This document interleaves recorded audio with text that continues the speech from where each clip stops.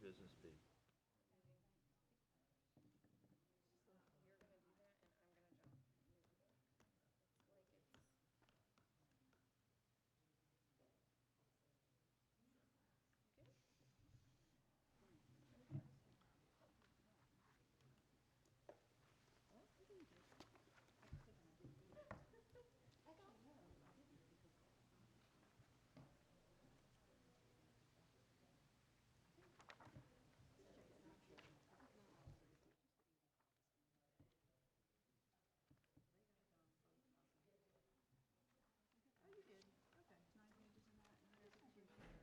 We got it.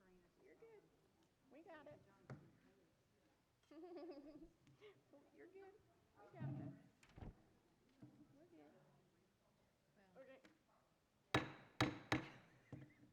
Okay, I'd like to call this meeting to order.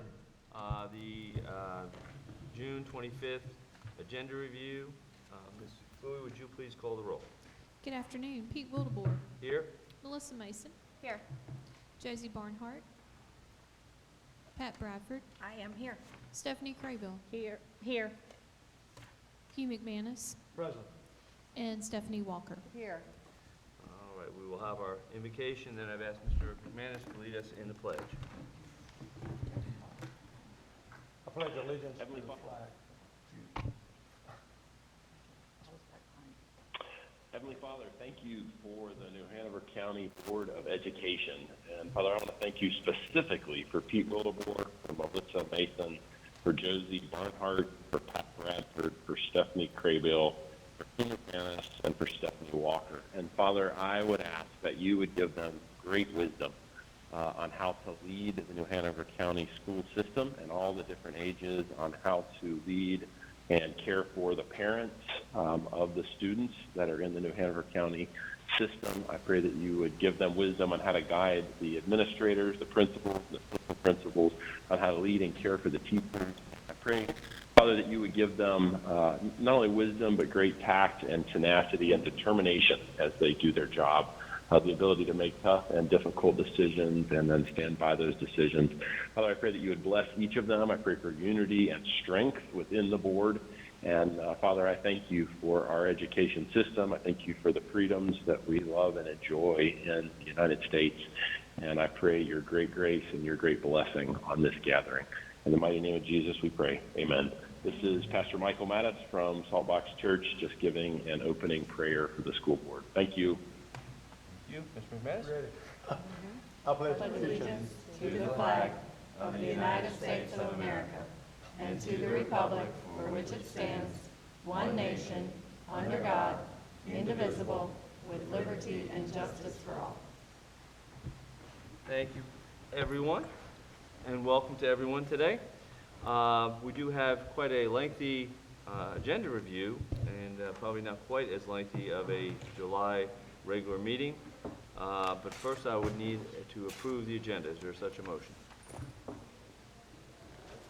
So moved. Do we have a motion? Is there a second? Did you second that, Ms. Walker? Well, no, well, yes, but I would like to move something to, unless it's already been moved. No, I'd like to move the presentation. Should we just second it first and talk about it? I We'll forgot. second, then we can talk about it. Okay, I'll second. Okay, and then Ms. Walker. Yeah, the presentation of the pre-K data is supposed to be on for next week. I know it's still on here, but it's supposed to be on for next week. So Is there any, Where is it? it is on, it's on the one, it's on part 6, number B, or part B, letter B. Got it. Yeah, it's supposed to be next week, the presentation of the district-wide data, which is different than the Head Start 6B? Okay, so you want to move that to next week? to next week's meeting. Is there any I concern? have a question about that, but aren't we supposed to be getting our presentations during this meeting and not during the regular meetings? True. I don't know, but I know our subject matter expert was expecting it to be next week, and so she needs to be prepared. And typically it does get, I know we've changed stuff all around, but I mean, looking at this agenda, it looks like a regular meeting. So I think it's okay to go next week. I've already asked the chair and Crystal. That's fine with me. Is there any objection to it? objections? No, I Shouldn't move we that be hearing the, I oh, move that sorry. we amend the motion to allow that to be moved this one time to the next meeting. One time? Okay. All right, I'll second that, so, okay. All in favor of moving item 6B to next week's meeting, please signify by saying aye. Aye. All opposed? Carries 6-0. Ms. Mason? I received an email 2 days ago from the Gifted Advisory Council. They are looking to amend part of their documentation, their bylaws, and they need our approval. So I would like to add the Gifted Advisory Council to today's under committee reports, if that's possible. Okay, I'll second that. Any discussion? Is this something that we need to have read ahead of time? 'Cause I'm a little concerned about some of the things we're going to be talking about, and This was just wanna not make written sure- by me. It was written by, I understand that, but you're bringing it forth. So is this something that can't wait till the regular meeting so we all have a chance to look at it? they're looking, so I can read you the email. It said, "A nominating group met to select candidates to fill open positions on the Gifted Advisory Council for school year 24-25. During the May meeting, we had a brief discussion about adding an alumni seat to this council. During our meeting, we discussed following through with this idea for next year's membership. However, the current bylaws state that any revision of this document must be approved in advance by the New Hanover County Board of Education." If we have to put it off, I suppose we could, but so that they can get their process going, I'd like to move forward with it. Thoughts? Let's vote. I mean, I'm ready to vote. I'm fine. Everybody in favor of adding that to today's meeting under committee reports, please signify by saying aye. Aye. All opposed? Carries 6-0. And just a clarification, the other, Ms. Walker, the district-wide pre-K data presentation, that would go under new New business? business, New yeah. business, okay. That's D as in dog. B, the one that's right here on this one, B, is D. That's Head Start grant That's Head Start. notification. Okay, I've got. Oh, did it What I'm looking change? at, Did yep, it it change? changed. Yep. So there's- 23, I get you, because 24. it was different on the other one. Okay, so that's there. Yeah. Okay, so now we have a, And is there not an advantage for us to be talking about those together at the same time? I'm sorry, talking about what? change there somewhere. We're going to hear something about Head Start today.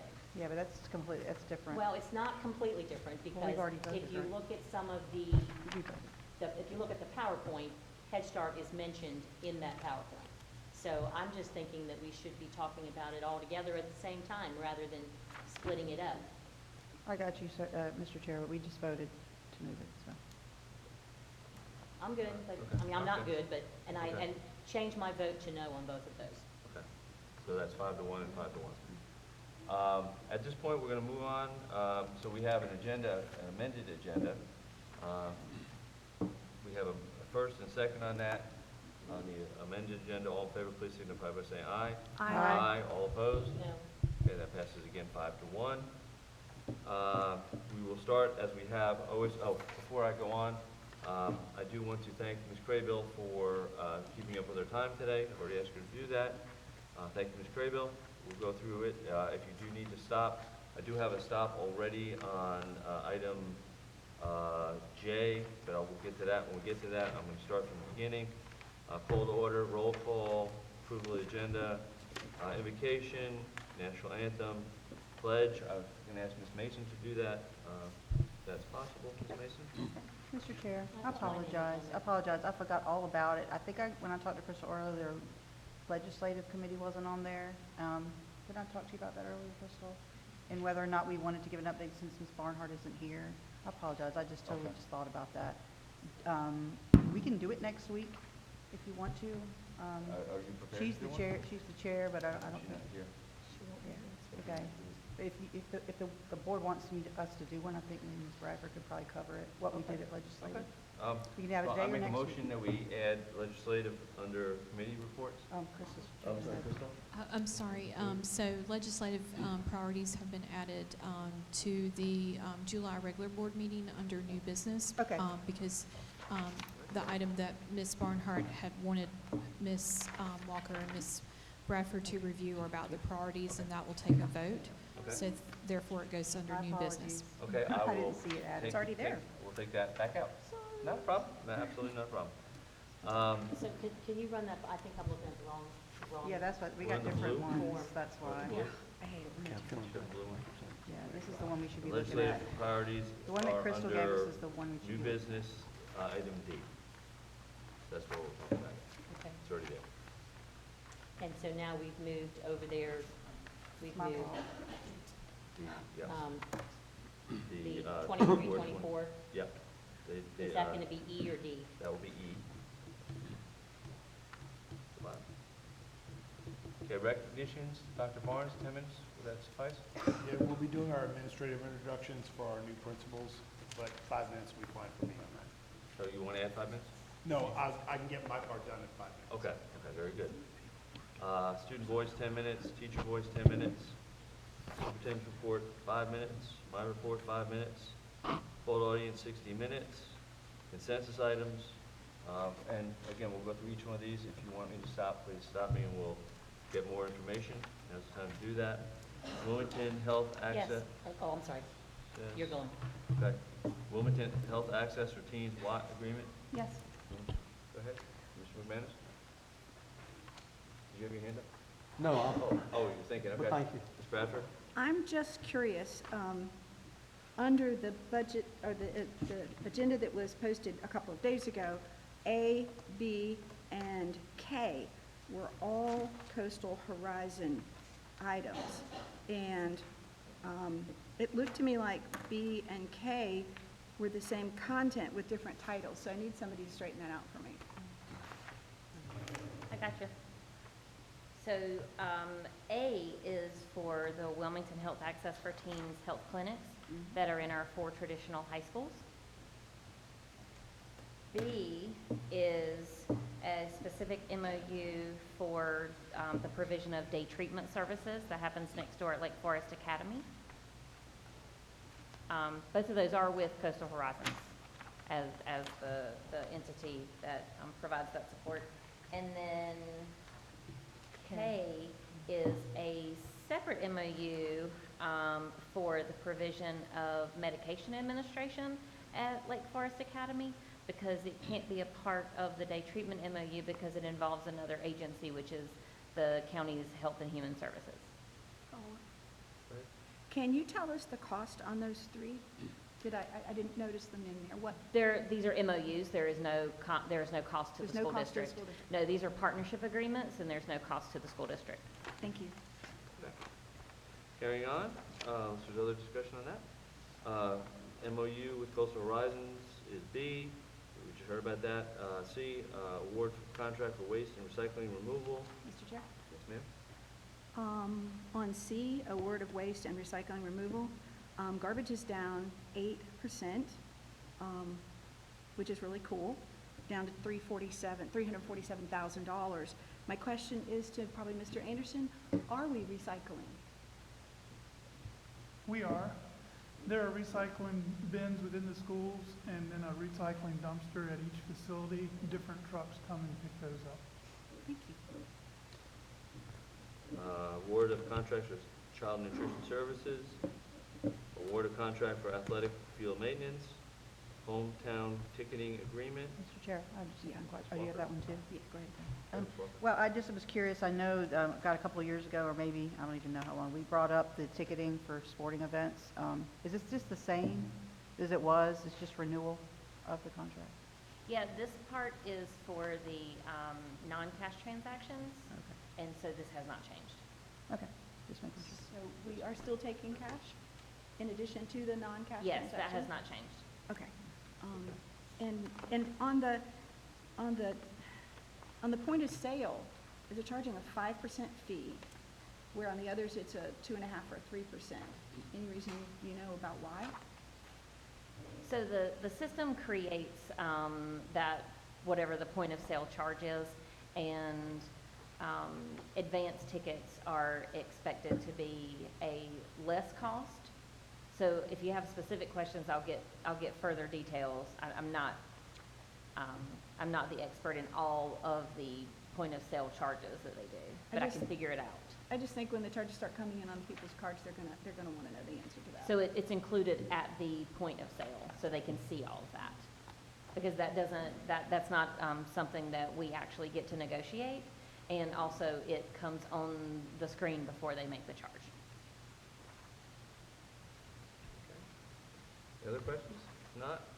Career and Leadership Development Academy, award of contract for lawn maintenance. Mr. Chair. Yeah, we both, did you go first? No, you go first. So I just had a question, thank you. I had a question, it says the contract is for, it says in the front, 300 and, hold on, I'm getting to the front. Well, it's a big one. 340, oh yeah. 602,000. No, at the top here of the contract, it says, I saw 375,300, all inclusive of materials, labor, and tax, delivery and tax. But then later on, it says, has like a list of them, it says like, you see this one, 599, 880. I'm just wondering what, so the contract for lawn maintenance. Oh, I'm sorry, I thought we were on CDLA. No, not from our So list, the contract does have the individual sites Yeah. broken down. right? Total contract is that, the number you just gave me, 375, 300. Okay. I guess because if you go later on in the contract, it goes to prices, and then it says total price for 22-23 is 577, 440, and then 23-24, 24-25, it just goes up and up and up. So I didn't know what those prices were. I think it's on page 12 of 26, if that helps.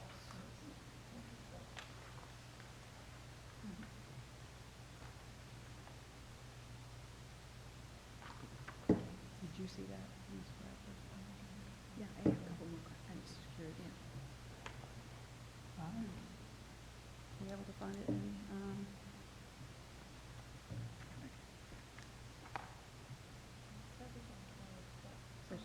there's a bid form, and then it's got acceptance, contract terms, and then it goes on to say prices. and it's- Online, it's on page 10. Okay, thank you. It says 12 or 26. Yeah, I have that. The sites that are circled are the sites that were awarded to SAMS for the 24-25 school year. And so individually, they will total the 375, 300. Okay, so we're just accepting the contract, not all the extra pages that go with it, because it does say something different. Well, the individual sites, they are, they're listed. Yeah, I see where that's handwritten in there. But that number is not correct. I'm not sure what they were adding up there. Okay. And I can remove that from that page. But it's the items, it's the sites that are circled Okay. are the sites that we're awarding to SAMS. Okay. Ms. Bradford? I just wanted to point out between E, award for the contract for the athletic field maintenance, and H, award for the contract of lawn maintenance, we're looking at $1 million for grass. Just wanted to point that out.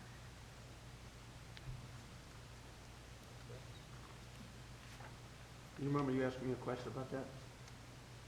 When you No, running a for long board? time ago. Yeah. For you, $500,000, remember? Someone's got to cut the grass. It's also a safety issue. It is. I'm just pointing it out. I would point out for child nutrition services, it's $2.6 million in food, $303,000 for paper, and $412,000 for produce. I think the public needs to know what we spend our money on. I just think it's fascinating. Until they can read it. We're going to carry on.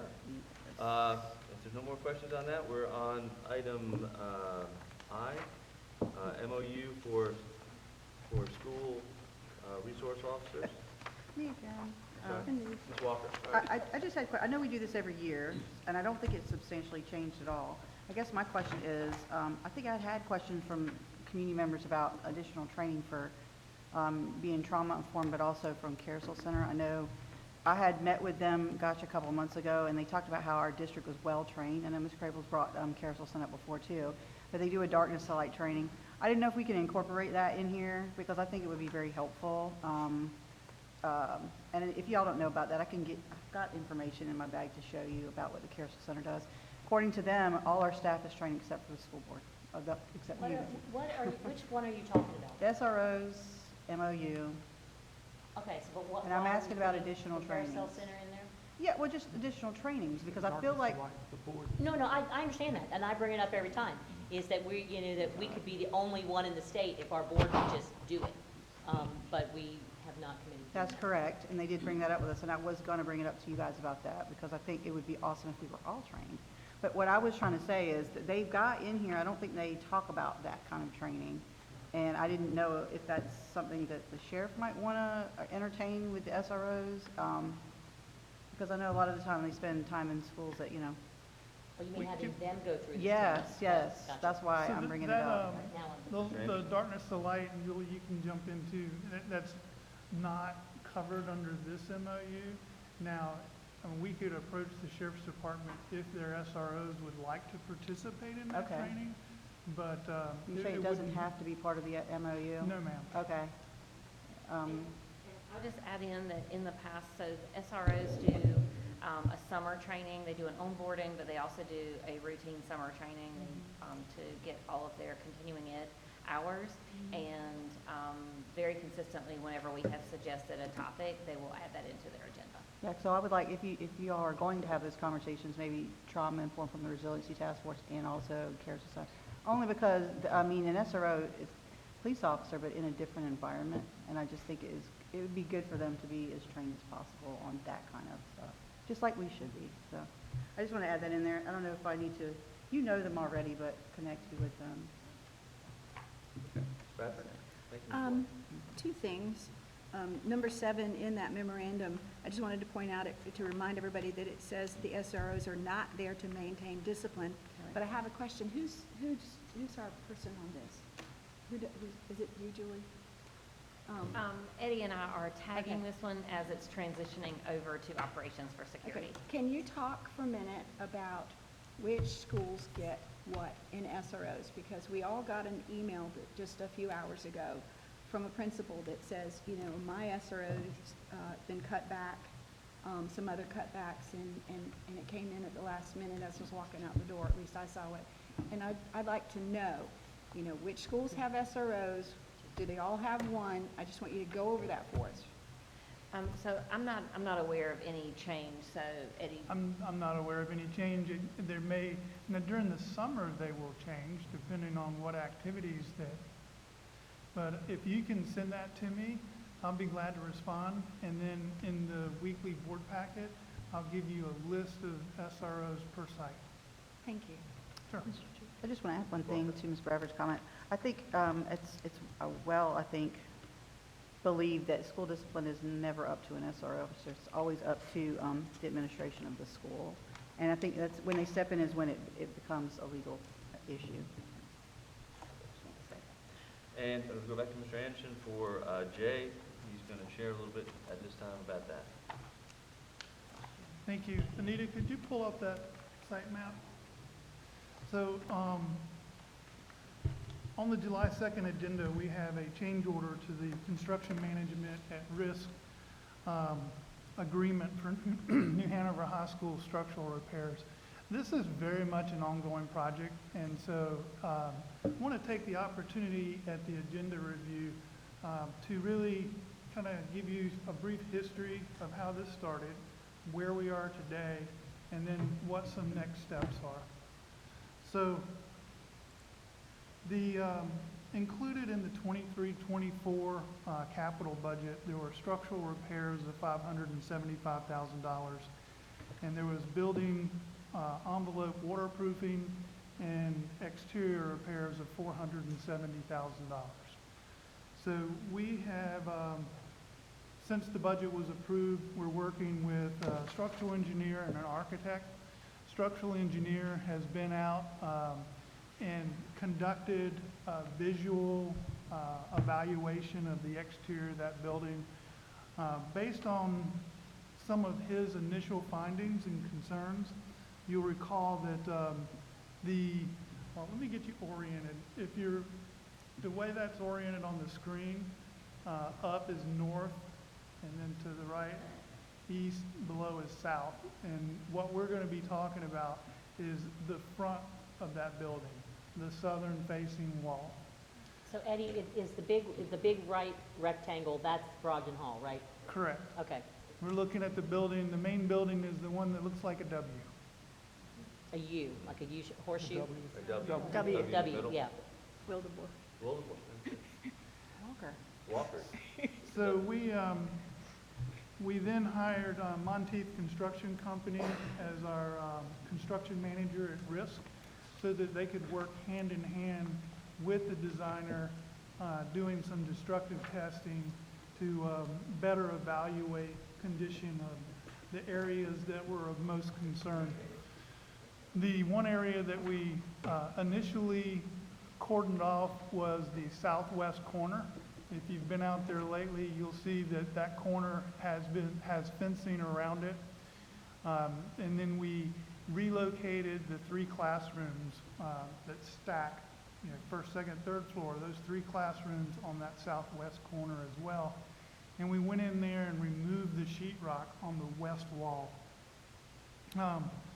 This was to get a better understanding of what was occurring and to help us in developing a scope of work for repair and cost estimates. We also went into the crawl space, observed the foundation from inside and outside, and observed that the footings along the southern facing wall have settled. And so the initial scope of work that we were looking at was to install micropiles along the front of the building, along the southern facing wall, just to make sure, we're not going to jack up the building, but we want to make sure before we do any repairs, above ground, that it's not continuing to settle. And then we would remove the brick on that southwest corner and replace it. As part of the continued evaluation, they removed some sheetrock on the south-facing wall of those 3 classrooms, and they observed from some gaps in the interior walls and the masonry. And I say gaps, but probably from the settlement where it just separated. We didn't see any large vertical cracks. We then had the engineer out. The engineer felt like we could use pressure-induced grout to repair that, but he was concerned about the rest of the wall.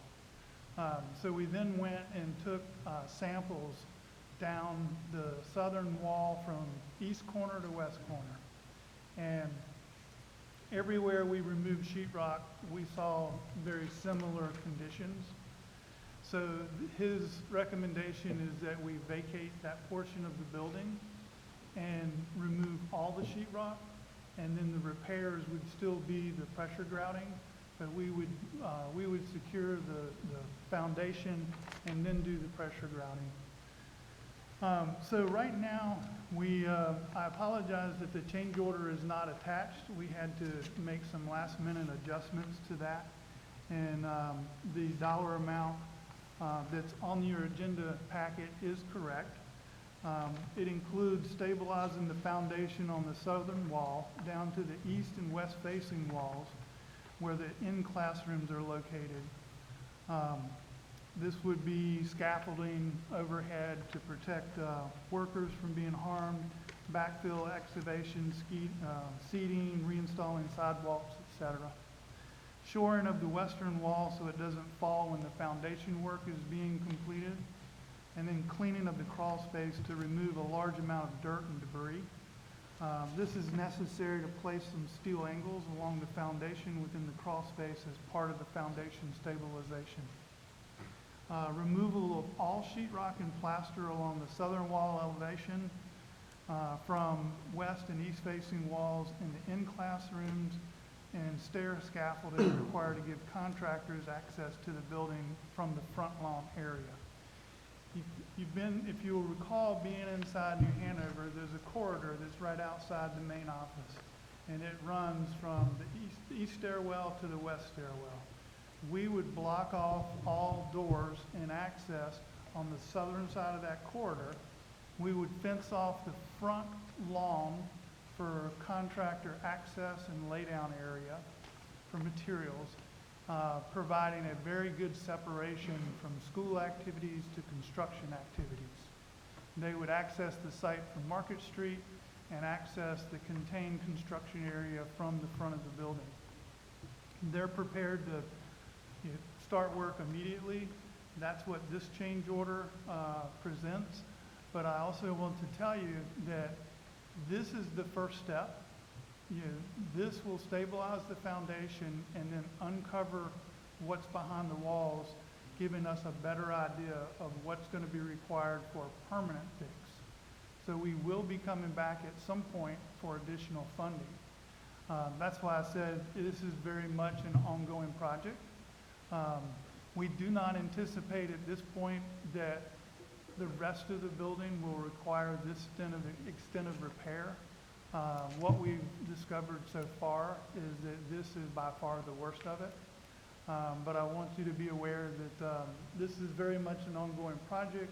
We're looking at different options to best provide additional classroom space for New Hanover while this work is going on.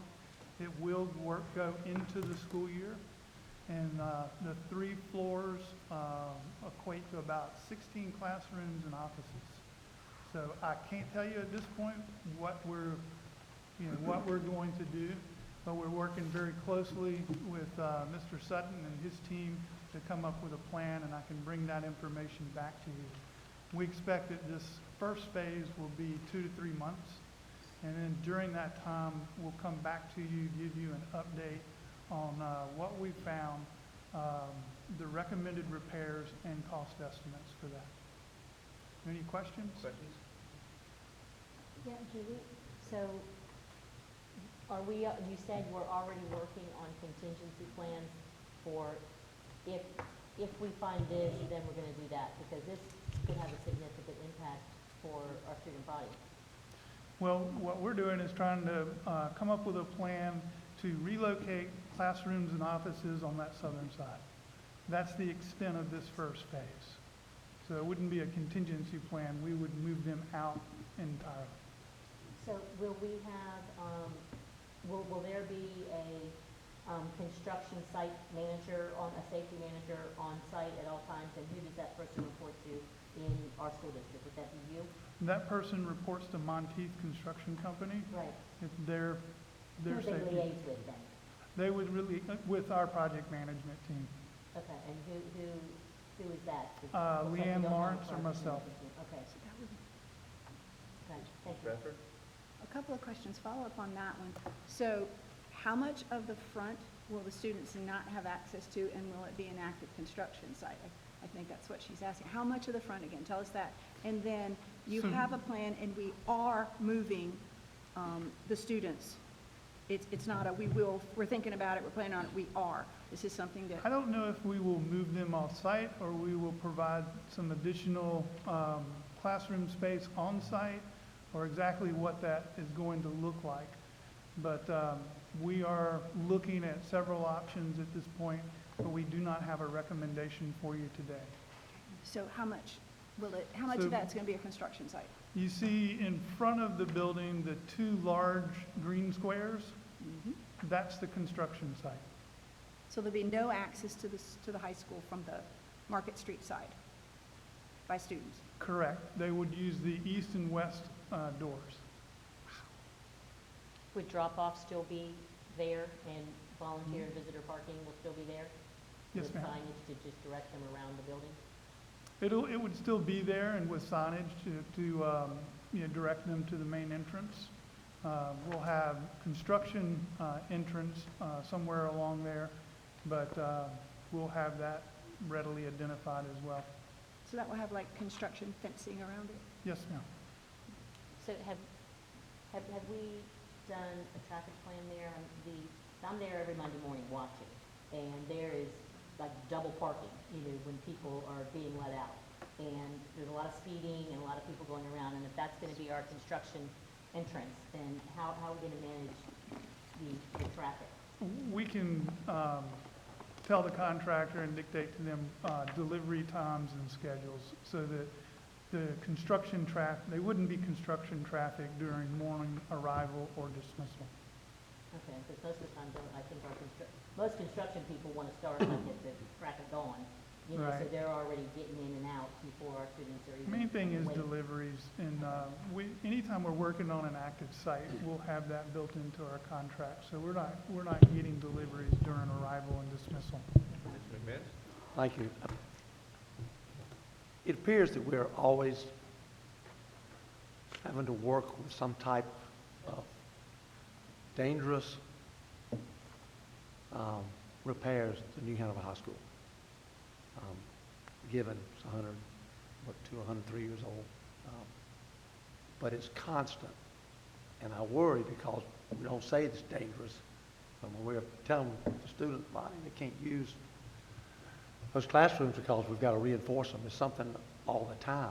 So my question is, when are we going to make New Hanover a focus so that that school doesn't stand out as a school that's constantly having to be redone, fixed? It's, but I want to make sure everybody's listening because, Well, I think that that will be, I mean, there's no doubt in my mind that some extent of renovations, additions, improvements to New Hanover will be included in a future building program. Whether that's a local school bond or how it's funded, I don't know. But I think that you all are aware enough of the needs that you would not leave that out of the program. The county commissioners and the community, the alumni, and the families and students that attend that school today, they're all very much aware. And I can't imagine any future program where it would not include New Hanover High School. okay, thank you. And I'll just say that, you know, there's, construction can be a dangerous activity, but we have built many buildings on active sites. We've demoed many buildings on active sites, and we've renovated areas within buildings you know, during school with kids on campus. And I think this is one of the best scenarios in terms of isolating construction and preventing any crossover of circulation or any possibility of students accessing the construction site or vice versa. Any other questions? And we will be talking about it again next week, so it's definitely on the agenda. Carrying on then, thank you, Mr. Anderson. MOU between New Hanover County Board of Education, New Hanover County Health and Human Services, and Coastal Horizons. Memorandum between New Hanover County Board of Education, New Hanover County Justice Services Department. Question, Ma'am? Mr. Chair. Yeah, I just have a question about that one. Go ahead, please. I didn't know, is this something new that we're working on, or is this just a re-up? Yeah, it's a renewal. Nothing to do with what the endowment just funded for the DA program? Okay. No, no. This is for referrals for students as a part of our juvenile prevention, our juvenile crime prevention program. Thank you. MOU with the Lower Cape Fear Life Care, and then the Pre-K MOU 2425. There's no attachment. Yeah. Attachment for So the- how are we going to approve that if we haven't heard we're not hearing a report today and we have no Well, it's attachment? next week, so I guess we'll have something by next week, right? Yeah. Yeah. And my question would be, since it's pre-K, does this have anything to do with the endowment? No, this one isn't. Well, can we pull it off and put it into business since we don't have, we can't vote it on it in consensus when we haven't seen anything? I mean, that's fine with me. It'll probably be moved, it'll be pulled off next week, won't it?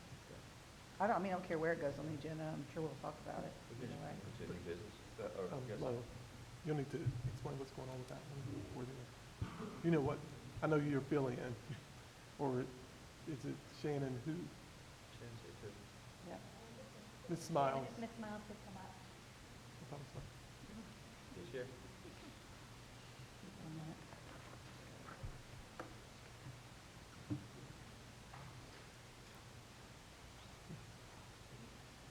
I'm sorry, make you get up.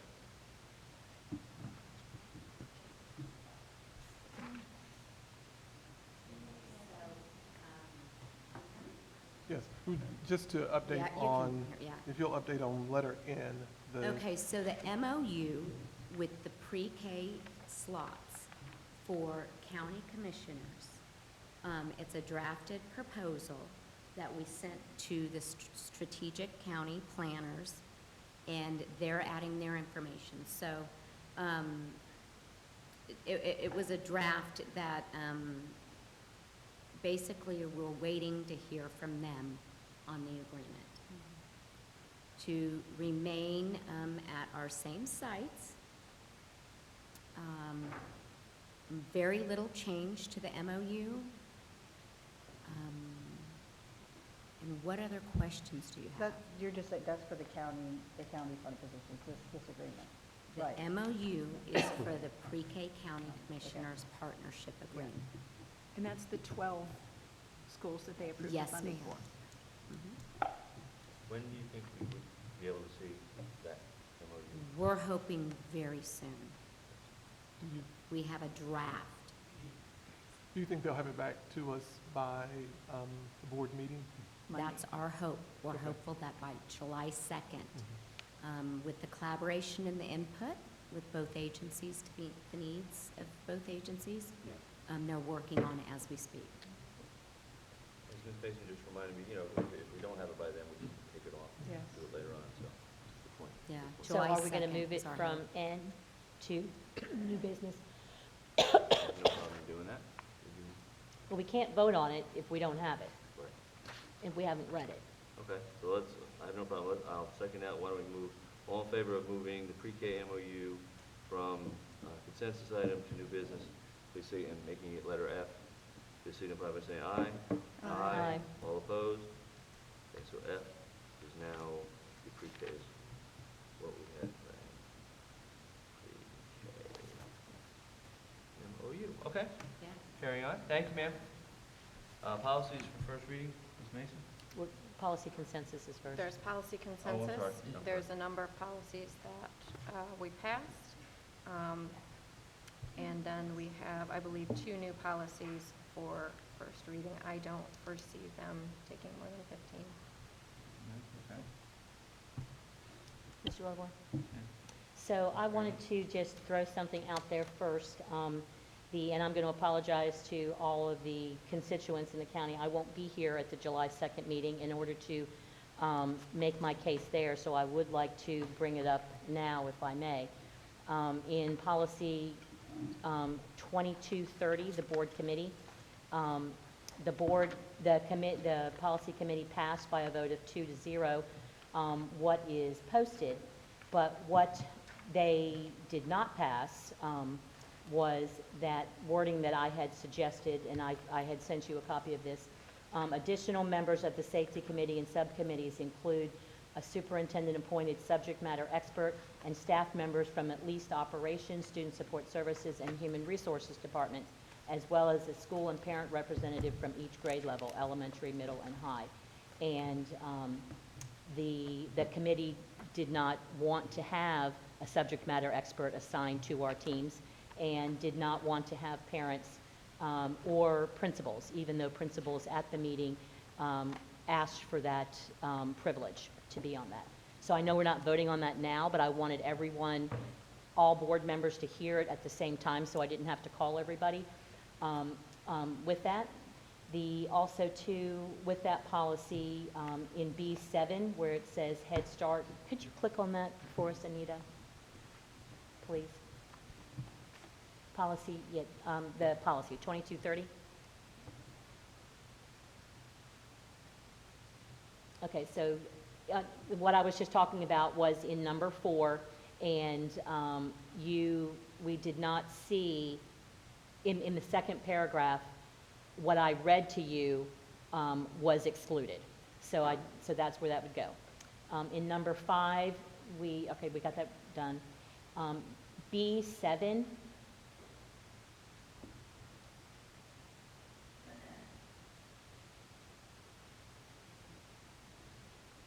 under Head Start Board of Directors. Okay, so and I had suggested that we put in parentheses when applicable, because if we're not having Head Start, then do we even need this committee anymore?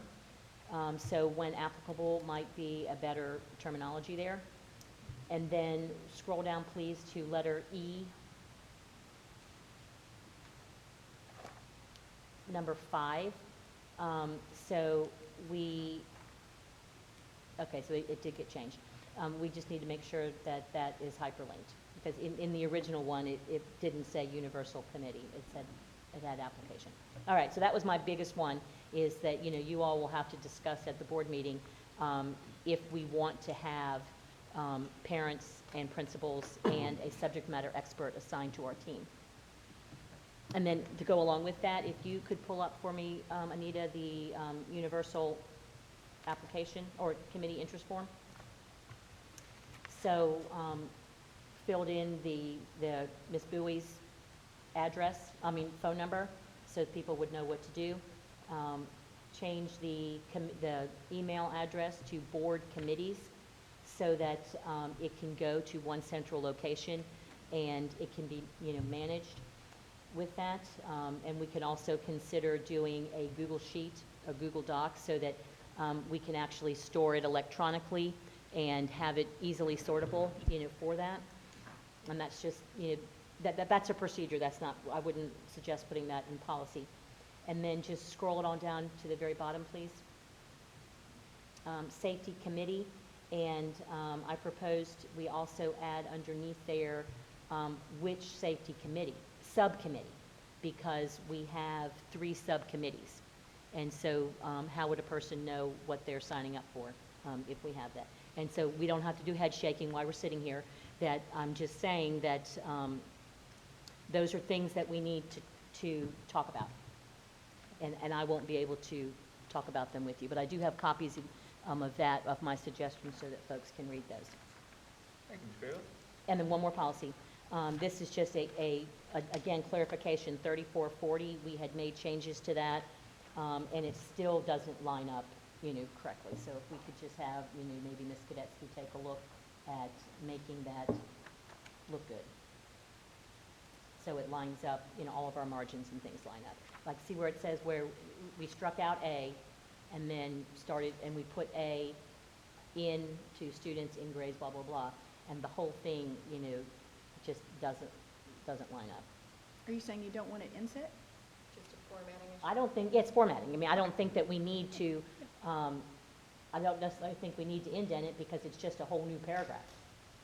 I think that was there because. Or call it number 2. We're showing what changes I think were made, and I think that was just Yeah, directly but transferred over. just for formatting purposes, if we could take a look at that, those would be, but I don't think, they may take 15 minutes because the rest of the board may have opinions on how the safety committees look, and if the public and staff, has the opportunity to apply for those committees. Okay.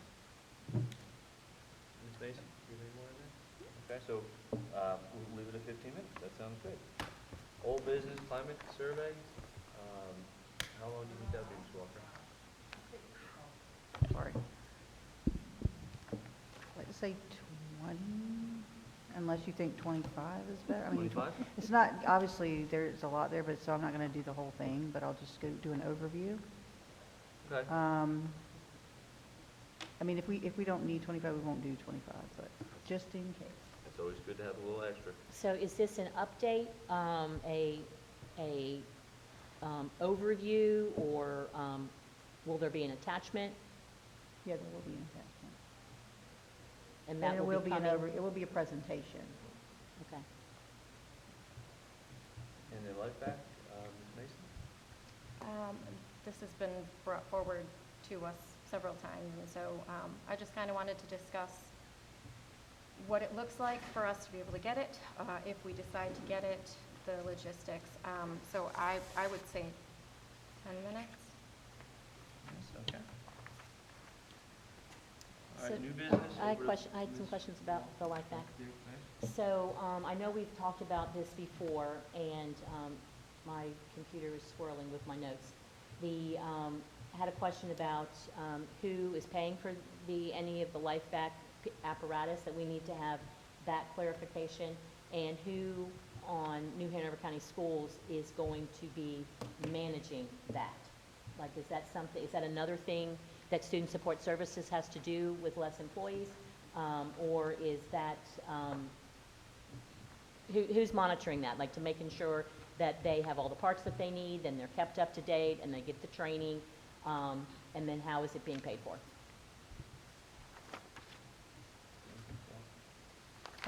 I'm sure in the discussion, it'll be all those questions. If you have questions, I would get them together and No, I'll. I'm just saying, I'm not going to be there, so I I know, will but I forward them mean- to everyone. I just want to say them out loud. That's cool. Okay. Just forward your questions, I'm sure we'll get the answers for you.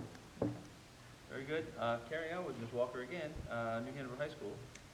Yes, sir. Me again. Yeah, it's a busy month. I will just say, I would love for us to have a robust discussion about the state of this school. I know, I think Eddie and I and maybe the advocates contributed to an interview about the school. I think the last, I don't know what you call it, Eddie, it's assessment of the school, whatever it's called, you guys call it. You're referring to the master plan? Yes, the master plan was done in 1999, which is 25 years ago, and it's terrible. And I think we, as a board, need to elevate the discussion on it, because I know we, as Eddie had said earlier, need to have these discussions with our commissioners, because they're the ones that will help us figure that out. And I think the assessment that we gave, or we had heard, was like $90, $100 million for the repairs of that school, and that's something we cannot do, and that's something that they have to help us with. So I just want to elevate the conversation, and I think we're going to have some, I don't know if all of us have met with the PTO over there, the advocates. They're going to come and talk to us a little bit, and I just think we just should have a discussion. I would give that 20 minutes. It might go a little over, I don't know. Let's say 25. Okay, And will we have an attachment that we can all look at? yep, I told Crystal I'll make sure we got them all. Well, I've already sent one, which I think was already a file that Mr. Anderson had. But I've asked the ladies to get that to us by Thursday. So it's 48 hours, we have to have it posted, because the public has to see it, so. Mr. McManus. Thank you. I'd like to add to that. I've met with advocates several times. Had one meeting with Ben David, Major Sappho, and both the advocate ladies will be coming to our next meeting. We beat this drum as hard as we can beat, and I'm just going to say it again. We're ignoring New Hanover High School. From my heart, but they need all the attention we give them. And Eddie does a great job of painting a picture that we can fix it. I understand that. But we're dealing with something that borders on safety all the time. And it's not going away. Or I'll challenge you to tell me it is going away. You said yourself, which I appreciate your honesty and your integrity. Trust me. The worst is at the front. You have to jack up the whole building. That's not real simple. So I just hope that we will focus on trying to do what's best for New Hanover High School. We've been trying to do this forever. And only this board and hopefully the county commissioners as well. Absolutely. We need their help, sure. Mr. So, Walker? I just had one last thing, I'm sorry, Mr. Grable, because I'll forget it. The advocates have been meeting with various folks, including county commissioners, so they're well aware of at least the initial conversations on it. But I think it's very helpful to have a full, robust discussion in public about it, because the more we talk about it, the more it gets attention. And it is, to Mr. Mann's point, it's becoming a safety issue. I had a weird dream about it last night, I don't even talk about it. But I'm like, it's concerning to me, like as a person that went there as well, it was bad then. I mean, there were cracks all up front of it. And if, the last time that they had a really good assessment was in '99, that's a quarter of a century, y'all. That's just too long to leave a school like that. It's already causing problems potentially for moving students around, so that's all I wanted to add. Sorry, Mr. Chair. Mr. Bradford, then Ms. Grable? Mr. Anderson, am I correct that school is built on a sand dune? And from the last time I was over there was graduation night, and we were in the parking lot, we were talking about it with some of the staff, and they said everything slopes to Market Street. And if it's built on a sand dune, 100 years ago, they weren't engineering sand dunes like they are now. So is the estimate that this will always be a problem? Will it continue to want to, slide into Market Street? Well, I've heard a lot of different stories, from swamps to creeks to rivers and sand dunes, so I'm not exactly sure what it was built on at the time. But I do know that even back in 2000, we knew there was some settlement on the interior, and we did some pressure grouting under the slab, and then we installed monuments. And we've gone back as frequent as a year ago and measured that and compared it to the data from 20 years ago, and it's not sinking. So there wasn't any pressure grouting or micropiles put along that front foundation, which is why we have to do that now. So, you know, I would, your discussion about the needs, we are actively pursuing funding to update our master plan. I would say that, and my vision for that is twofold, that we would get in and, dig into every nook and cranny and behind every door and in every piece of equipment to identify exactly what we have there and what the condition is. And then there was a more visual master planning process that would involve families, yourself, community, much like we did with Isaac Bear, where you go through several visioning sessions to develop, an overall plan for that school, and then we would carry it forward from there with developing scopes of work and cost estimates. But I think that's really what needs to happen first. Thank you. Thanks, sir. Did I hear correctly that we are inviting the advocates to come and speak? Yep. Has that been approved by the chair? Because we don't, I'm not trying to be obstinate, but please let me finish. I'm not trying to be I'm obstinate. answering your question. With that, because I've met with them as well, and their voices deserve to be heard. But if we are in keeping with the way normal protocol, then we're inviting other people to talk, and I'm going to get to that in just a minute about some other things we're not inviting people to talk. So I just want to make sure that we're all clear that we are inviting people to talk, and that you are going to allow that. Ms. Walker? Well, that was addressed to you, but Mr. Chair, is it okay if the advocates come? I think we already had the discussion beforehand when I asked for it to be put on the agenda. I think they've spoken to each one of us anyway, so. Yes. I think just let them, Yep.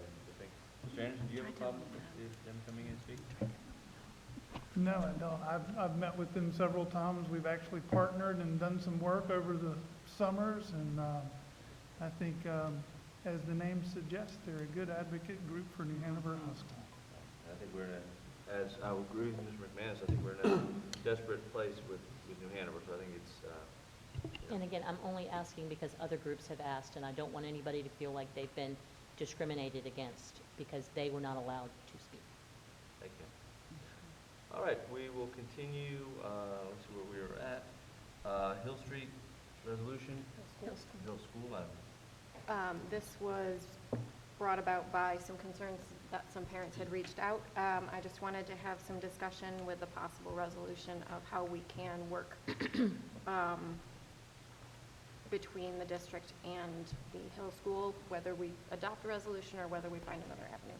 And so I figured that'll be 15 minutes tops. We're currently working with them, and I don't necessarily know if you need a resolution. What we're working with, as I was sharing earlier, is that making sure that, so for instance, if a kid is, by law, they have to be there half the day in order for them to be considered a student. If not, they're considered a visiting student. If they're considered a visiting student, we don't get ADM for that. Parents choose to do that, that's fine. We just don't get funding for them. And the other part is if a child is gone for 3 hours out of the day, and we're working all this through the Hill School, what class, so if it's a class, then the parent has to be okay with not getting a grade in that class that they missed, because a teacher cannot assign a grade for a class that they were not there. So I get this, but we're working also, so if I just want us to, if we can just slow it down to make sure that we don't get ahead of them. Dawn Brinson is working with the director there, and so that's what we're working on right now. But we've got to put some things in place just to make sure that we are covered on their side and parents understand what our responsibilities are, and we're understanding what, if they are visiting, that looks differently for us. And so there was negotiation. There was conversation on if we can have them at the beginning of the school day, because then you can get the 3 hours in versus taking them at the second part of the day, then they don't get the full 3 hours in. Ms. Crandall? Yeah, so, again, some of my concerns were, Dr. Faust just mentioned, but per our policy 3105, we don't allow partial day enrollment for homeschool students to come. So to me, this is like another partial school day situation. Making sure, of course, if we are going to allow it, then, how does Power School account for that? And I am very concerned about the standard course of study not being taught and not being met, that we are allowing a competitor of ours to teach what they think is the standard course of study, and we will be assessing them through EOGs based on what we are teaching in our schools. So that, to me, is a huge flag for allowing this to happen. And then I guess I have a question, of Dr. Faust or Julie. Can the school system not address these needs of these students? I mean, don't we have professionals that can teach students with dyslexia and put it in an IEP or not, but, differentiation in the classroom? I'm just concerned, why would we send kids away? So we wouldn't be sending them away if a parent chooses to take their kid and. Oh, no, I know. Yeah, Okay. but that's what I'm answering. So that's where we stand. And I've shared with the team, if the parent chooses to take their child there, we just need to make sure that we're following policy and general statute, that in order to get the not visiting, but the ADM for them, that they're there 3 hours of uninterrupted. And so that's where we are. But if a parent chooses to do it, the parent has the right to take their kid and do that and then bring them back. It would be considered an excused absence because or lawful absence because the parent is taking them to an educational facility. So, can I follow up? Okay. So in the old policy that we had, 8,500, that we did back in 2014, a long time ago, and we switched over to this one, there was a form that parents had to fill out. It was in the parents' handbook, that they had to attest that they knew this was happening. And I'm just wondering, so we would have to modify a policy, and I'm wondering what policy you are referring to when you said we have to follow policy. So what policy are you referring to, 3105? I'm referring to general statute. Okay. Sorry, the general Okay. statute. And so stating that in order for us to get ADM for the student, the 3. But again, just like if a parent wants to have outside whatever speech pathology services, and we can give them to them, but if they choose to do it, that's their right. They do have that right to do it. I hear that. All right, so if a parent says, if we want to go that route, I would think that we would want to have a policy about that and not backdoor the policy procedure by having a resolution to go around that. Because I think we would need to designate who's going to manage this. Like let's just say that, Stephanie's parents say she is out. And so then who approves the exodus? Is it Student Support Services? Okay, Principal. It's all done at the school, the principal. Okay, so, And Mrs. all right, Crandall, I'm going to okay, let you talk to Dave. hold that thought about the principal, because that's going to be an important issue. Okay, go ahead, Ms. Mason. Policy 4400 is mentioned. That's the attendance policy that this is referring to. My question was for Dr. Faust, what kind of time frame are you looking at for these negotiations with Hill School and working through that? We've been working on it since May, I want to say May. Dawn is out, and so she'll be able to give a better update on where they are. But I know we were at the point where she was talking with the director over at the Hill School, and they were working on some time, so it was down to some of the ending of it. So can I follow up? So I would be able to reach out to Dawn to ask her about that information? Well, our goal was to make sure that it was in place at the start of school. Okay. That's where we are. Ms. Bradford and Ms. Walker. The Hill School helps students with a learning disability called dyslexia. And I believe I'm the only member of this board that would have had that diagnosis if they'd had it when I was in school. The environment at the Hill School is amazingly supportive. I am 100% in favor of this resolution. It would not hurt to have it while the staff is working on that. And I would urge you guys to pass it. If you've ever struggled looking at people and not being able to remember their name, looking at a column of math and not being able to add it, not being able to read, it's a pretty devastating thing. And the Hill School does an amazing job, taking nothing away from what our school district does. But the Hill School does an amazing job. And if the parents want to take their child there, we should not penalize that child or that family. Walker? Thank you, Mr. Chair. I'm obviously in favor of supporting parents that want to do the best for their children. That's not the issue. I think for me, I would like to, one, make sure we're following state law, because that's what we're required to do. I don't want our schools to lose any more money, because we can't. And I would like to see some outcomes. You know, it's just fair, because I'm a data person. I would like to see, you know, because, I mean, obviously, we as a Board of Education here are here to advocate for our school district. Well, I'm familiar with Hill School, certainly. I've worked with the director for many, many years at Cape Fear Academy. And they do have a part-time Hill School now at Cape Fear Academy. And then in the afternoon, they weave them back into the regular classes. My argument's not with the Hill School. My argument is just make sure we're following whatever we're supposed to follow. And it doesn't come back, because there's been a 180 overnight. But I can't argue about the program whatsoever. But I just want to make sure we're all playing by the same. Ms. Criblett, Yeah, I wanted to circle back around to what Dr. Faust said, that I do know that principals make that choice on whether a student can be released.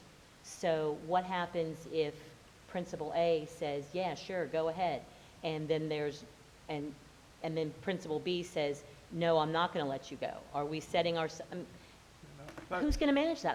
But Ms. Craybill, that's not how it works. Like if we set up a program with Hill School, it's not you go, you can't go. There will be paperwork that follows. And so it's not just a parent who comes in and says, my child's going to Hill School. There's documentation that follows with it. There are meetings. It's behind the scenes of what happens. The only thing that we're really concerned about is visiting student versus a full-on ADM. The others will be definitely covered. And we're not concerned about the standard course of study being taught? If a parent has the fiscal responsibility to do that, whether we give it to them or not, they're going to do it. Right. So what I'm saying is it's up to the parent. There are rules and regulations in place for parents to do it. And I'm not sure that I can't say that what I would do for my child is better for them. If a parent feels that that's what's right for their kid, who am I to argue with them? If they're taken to a school, a setting, and say this is what they're getting, they see it, I can't argue with that to say what is right or not. I don't have any data from that school to compare. I don't know what they do with that school, but I do know if a parent is saying, until we are proven wrong, and we can say, hey, ma'am, sir, this is what it looks like, we can offer these services. But if a parent has the response, because they have to get their kid there, they have to bring them back, or actually take them from our school. We're wanting to take them in the afternoon so that we can get all of we typically do literacy at the beginning of the day. So then I think we need a policy that says that and not a resolution. I think what we would need is just, there are things already in place. Because you're going to start, if you start naming Hill School, you name this school, you're going to start, it's going to get too The policy far. doesn't have to name Hill School. But The what I'm policy can saying name is whatever. that you don't have to name everything. There are procedures that we follow.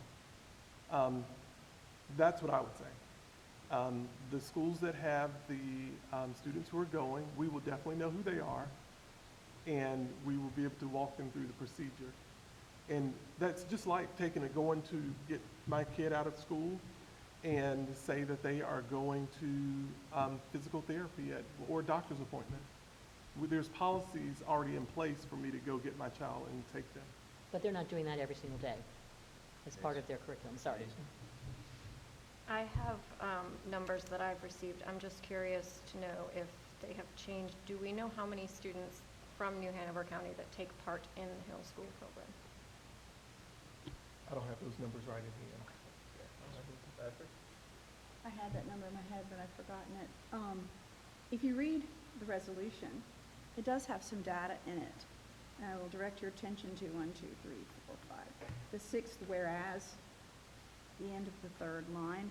Over 95% of Hills Learning Center's high school graduates go on to college, compared to the national average rate of 40%. 95% go on to college, compared to 40%. The average student gains full benefits within 3 years and typically transitions back to his or her school full-time. They've been established here since 2008. A number of students have come through this program with rave reviews and really good outcomes. Okay. We will carry with, that was all we're gonna talk about it next week Yeah, anyway. no, but so- thank you for allowing me to give my input. So that was 15 minutes there. Literacy update, Dr. Faust? Yeah, I'll have information for you at the board meeting. About how long? I would say 10 minutes. 10 minutes? Yeah, 10 minutes. All right. Legislative, Ms. Walker, Ms. Bradford? We're doing that today? No. No, apparently it's next week. How much Like time did you say, Dr. I've Faust? got notes that I took. I mean, they're not the best notes, but I mean, we can just talk about the meeting and what we talked about, and then whatever notes I have, I can bring up. How long? I would say 5 minutes. I don't think we need that long. I What do you think? think Chair Barnhart has notes for us. Okay. If I'm not mistaken. Yeah. All right. I And think then- she's got notes prepared for us. Okay. We've added the pre-K as E. So about how long would that be? Let's see. Sorry? Smiles will know. I think she had a presentation that's kind of uploaded. She might want to, is she here? Oh, she did. She'll be right back. Okay, well, we'll leave that open right now. We'll come back to it. And then we had, The MOU. The MOU. How long, that's F. If that is, if the information's in it, we will of course upload it. And that'll be just like all of the other MOUs that are there. Okay, so maybe let's say 10 minutes, make sure. Okay. Not sure if we'll need a closed session. Correspondence, 5 minutes. Announcements, 5 minutes. Ms. Craybill? Hold on. And we do have, we're probably, let's put down 10 minutes For break time? for Okay. the pre-K. And if it's more. Oh, okay. Yeah, because that way they were not sitting waiting. And I'm going to add like 5 minutes or 10 minutes in for a break. Right, sounds good. Okay. All right, 250.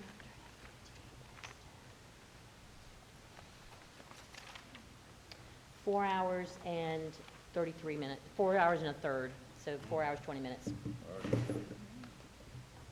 And that's with no closed session.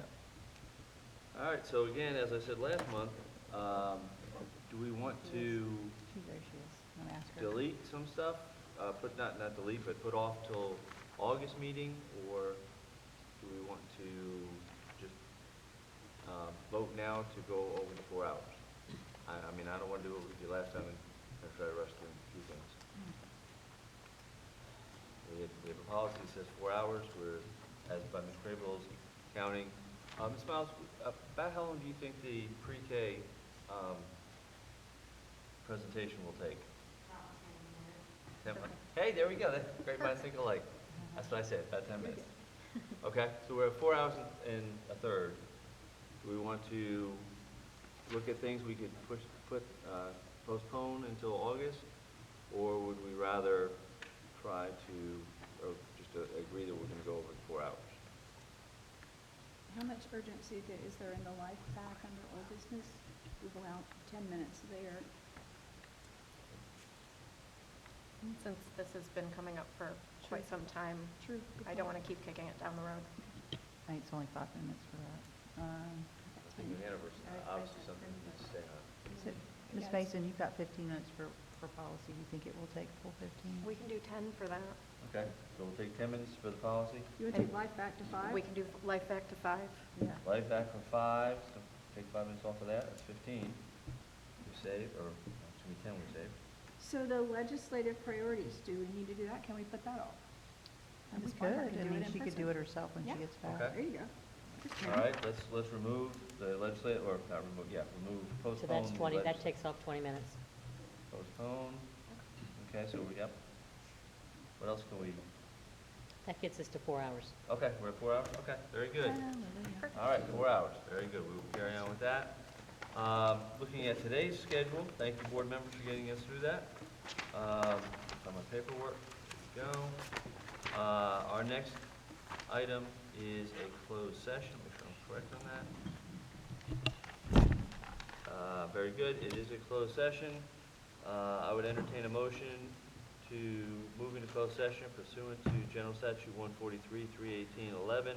For the following purpose is to prevent disclosure of information as privileged or confidential pursuant to General Statute 115C, 402, and not considered public record within the meaning of Chapter 132 of the General Statutes, to consult with attorney in order to preserve the attorney-client privilege between the attorney and board, including in respect to John Doe's 15 through 17 versus New Hanover County Board of Education, and Jennifer Smith versus New Hanover County Board of Education, and to consider the qualifications, competence, performance, character, fitness, conditions of appointment, or conditions of initial employment of an individual employed or considered for employment with the school system, or to hear or investigate a complaint, charge, grievance, or by or against any individual employee. Is there such a motion?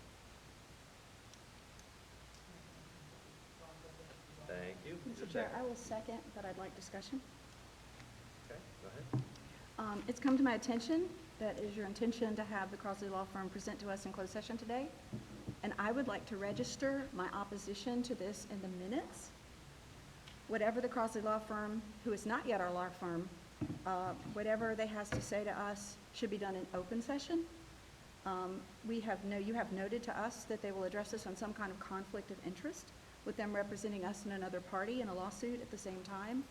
I have 2 points to point out there. 2 months ago, we had 3 law firms present to us in open session to let us know their qualifications to represent us as a board. If any of those 3 had a conflict of interest whatsoever, that would have been the time and the place to disclose it to the board, and not now. Before I was elected to this board in 2022, there had been a significant unnecessary community distress over perceived conflict of interest with the Tharrington Smith Law Firm and their representation of both us and the insurance company in the John Doe lawsuits. While not always a legal violation, things do get muddy when lawyers represent both sides of a legal battle. And since that time, we as a board have been scrupulous in not allowing any conflict of interest, real or imagined, to be overshadowing our legal representation in these heartbreaking John Doe lawsuits, as well as other legal matters. We have deliberately not permitted any ground for accusation of conflict of interest. Now, we're told that we have to go into closed session to hear about one of these law firms on a possible conflict of interest. So, Mr. Chairman, I move that we have the Crossley presentation and our discussion and any possible vote here in open session, to be completely open and transparent with the public, as we should be. And we would need a supermajority at this point to amend the agenda. Is there, first off, is there a second? I will second that. Okay, first and second. Discussion on that. Go ahead. We have, I made the same request about Title IX a couple meetings back, when Mr. Vogel was insisting that we go into closed session to talk about Title IX, when we should have been talking about that in open session. So not to say 2 rights make a wrong, but, and I don't recall any discussion about that we were talking about anything else, with the Crossley Law Firm. So I don't know, Ms. Bradford has information that the rest of us don't have, and that makes me a little bit nervous and uncomfortable with that. So yeah, we've had several opportunities for not following our procedures correctly with that. So I am in favor of just doing what we said and not voting to change the amendment. Okay, and again, we will need a supermajority, which would be out of six of us, four of us, to say that we want to amend the agenda to do as Ms. Bradford said. Actually, Yes, go ahead. the agenda just says we have to have closed session. So, Well, she's wanting to add something before, so. oh, okay, gotcha, okay, Yeah, I'm with you, so- sorry. Mr. Chair, Yes, ma'am. is our attorney present? May we ask his opinion on this? We're going to go ahead and vote on this at this time. Ms. Bowie, would you please call the roll? Which one are we voting on? We're voting on whether or not to amend the agenda to add this open discussion. Mr. Chair, may I be heard first? No, sir. No, sir, we're going to vote on it at this point. Ms. Mason? Yes. Mr. McManus?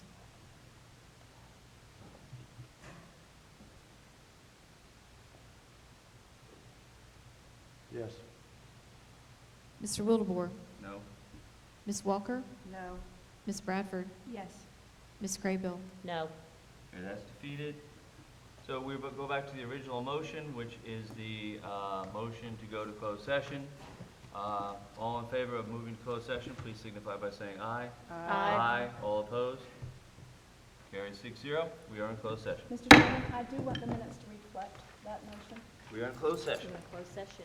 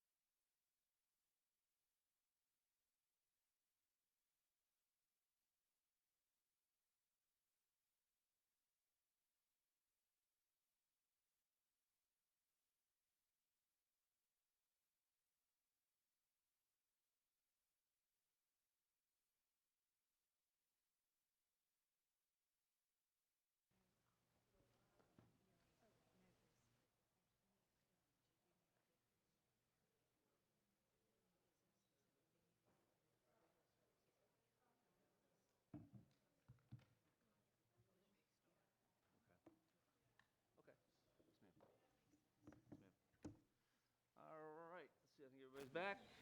Except Ms. Crable, we'll go ahead and start. Back in open session. Excuse me, the next line item is the personnel report. Do I have a motion to accept? So moved. Second. All in favor, please, any discussion? All in favor, please signify by saying aye. Aye. Aye. All opposed? Passes, personnel. Passes 5-0. Second, we have the digital certificate contract for technology. Entertain a motion to accept that. 5B. I'm trying to find them. B, I have a question on that. Okay, go ahead. So, I was looking for the attestations, and they're not attached. And, one of the things I always look for when we're looking at school improvement teams is, not only did we have the meetings, but who is attending, and making sure that our parents are represented, and the meetings are held at a time when parents can come to that. So I was wondering if we have those attestations that we can have attached to look at. That's best. Oh, I'm sorry, that, Am I looking at B? I'm looking at B, right? School improvement teams? no, you're looking at the No. digital Digital certificate contract for Oh, technology. I'm on the wrong one. Sorry, I'm sorry. Hey, it messes me up, like, I don't know. The other direction. The other direction, Anita. Keep going. Okay. No, I'm good with that, sorry. Yeah, sorry. I was like, I've Yeah, never seen it right. I was We're like, oh, No, yeah, no, I don't have sorry. anything for you. That was your question, love. Okay. So is there a motion to accept? Is So moved. there a second? All right, any other discussion? Not all in favor, please signify by saying aye. Aye. All opposed? Passes 6-0. Carrying on with the Head Start Grant Award Notification.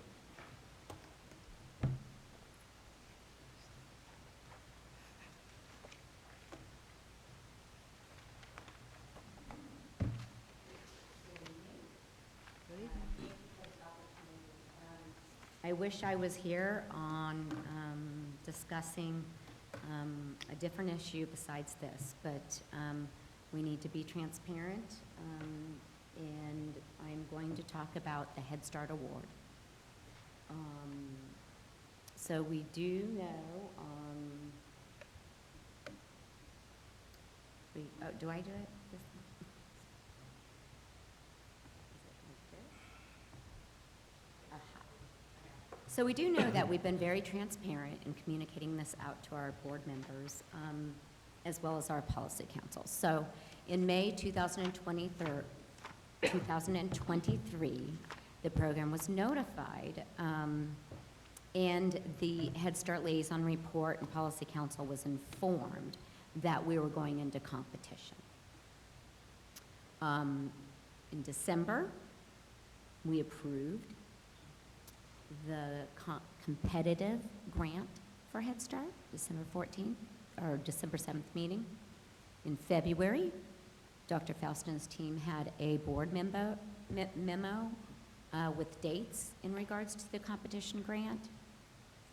And then in May, conference call with our ACF staff member to notify us that another agency was competing against us. And then recently learned that our competitor was awarded the grant. So, thank you.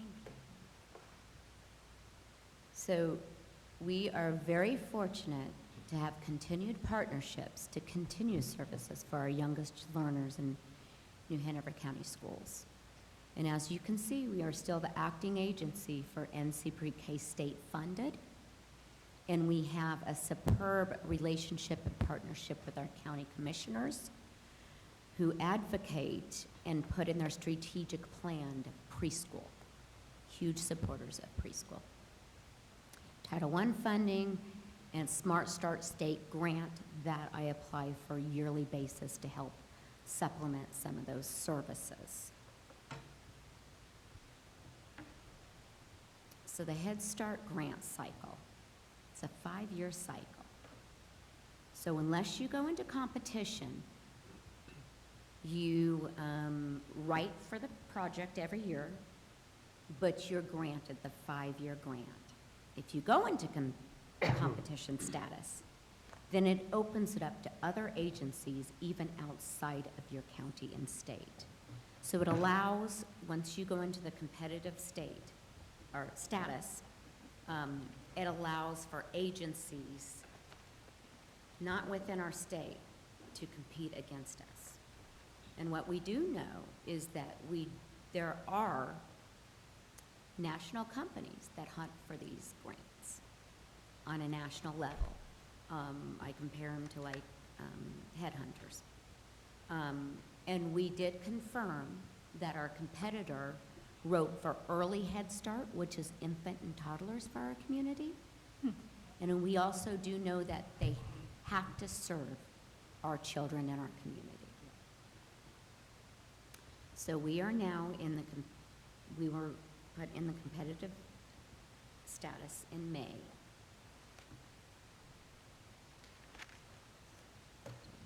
Thank you, friend. So while we remained hopeful to continue the opportunity to receive and be awarded Head Start funds, we started doing some planning, which was necessary to do, and that's what our team has started to work on. We started working on projections of the what if, still remaining hopeful, and really not realizing anyone would compete against us is very genuine across our district family. So what we know right now, but I want to stress that we are continuing to work on as a team. This, is a very preliminary slide, 2023, 2024, to projecting 24 to 25. Again, preliminary budget.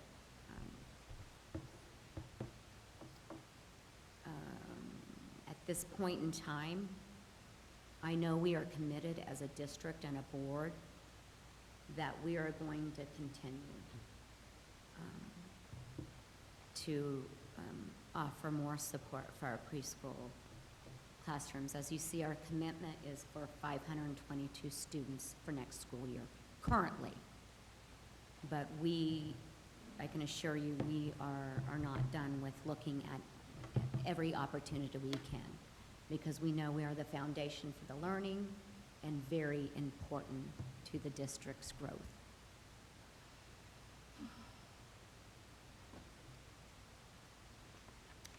We are committed to serve those children that are returning to our program and the highest risk. This is the score sheet criteria eligibility provided to us as an agency. We are going to continue to serve the highest needs students. And we are going to assure that within the 522 students, all of our returning children will be served within our district.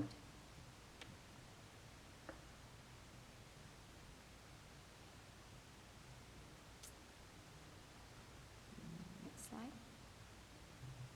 Any questions? Board members?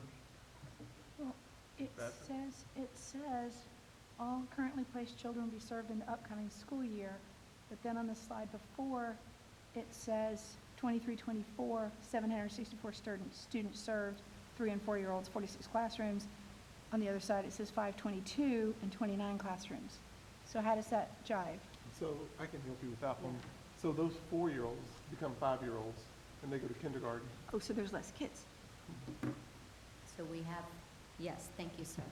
So we have students rising up to kindergarten, and we have our 3-year-olds that are returning next year as 4-year-olds. and they will be placed within our school district in our preschool program. So it's safe to say that the 2-year-olds now that are rising into 3 could be somewhere else? Yes. They would not serve 3-year-olds. It would be infant and toddlers to 2.5-year-olds, which in our community would raise the curiosity of what would happen to our 3-year-olds. Mm-hmm.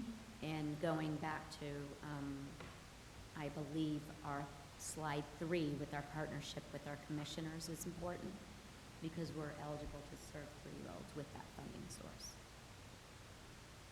Ms. Walker?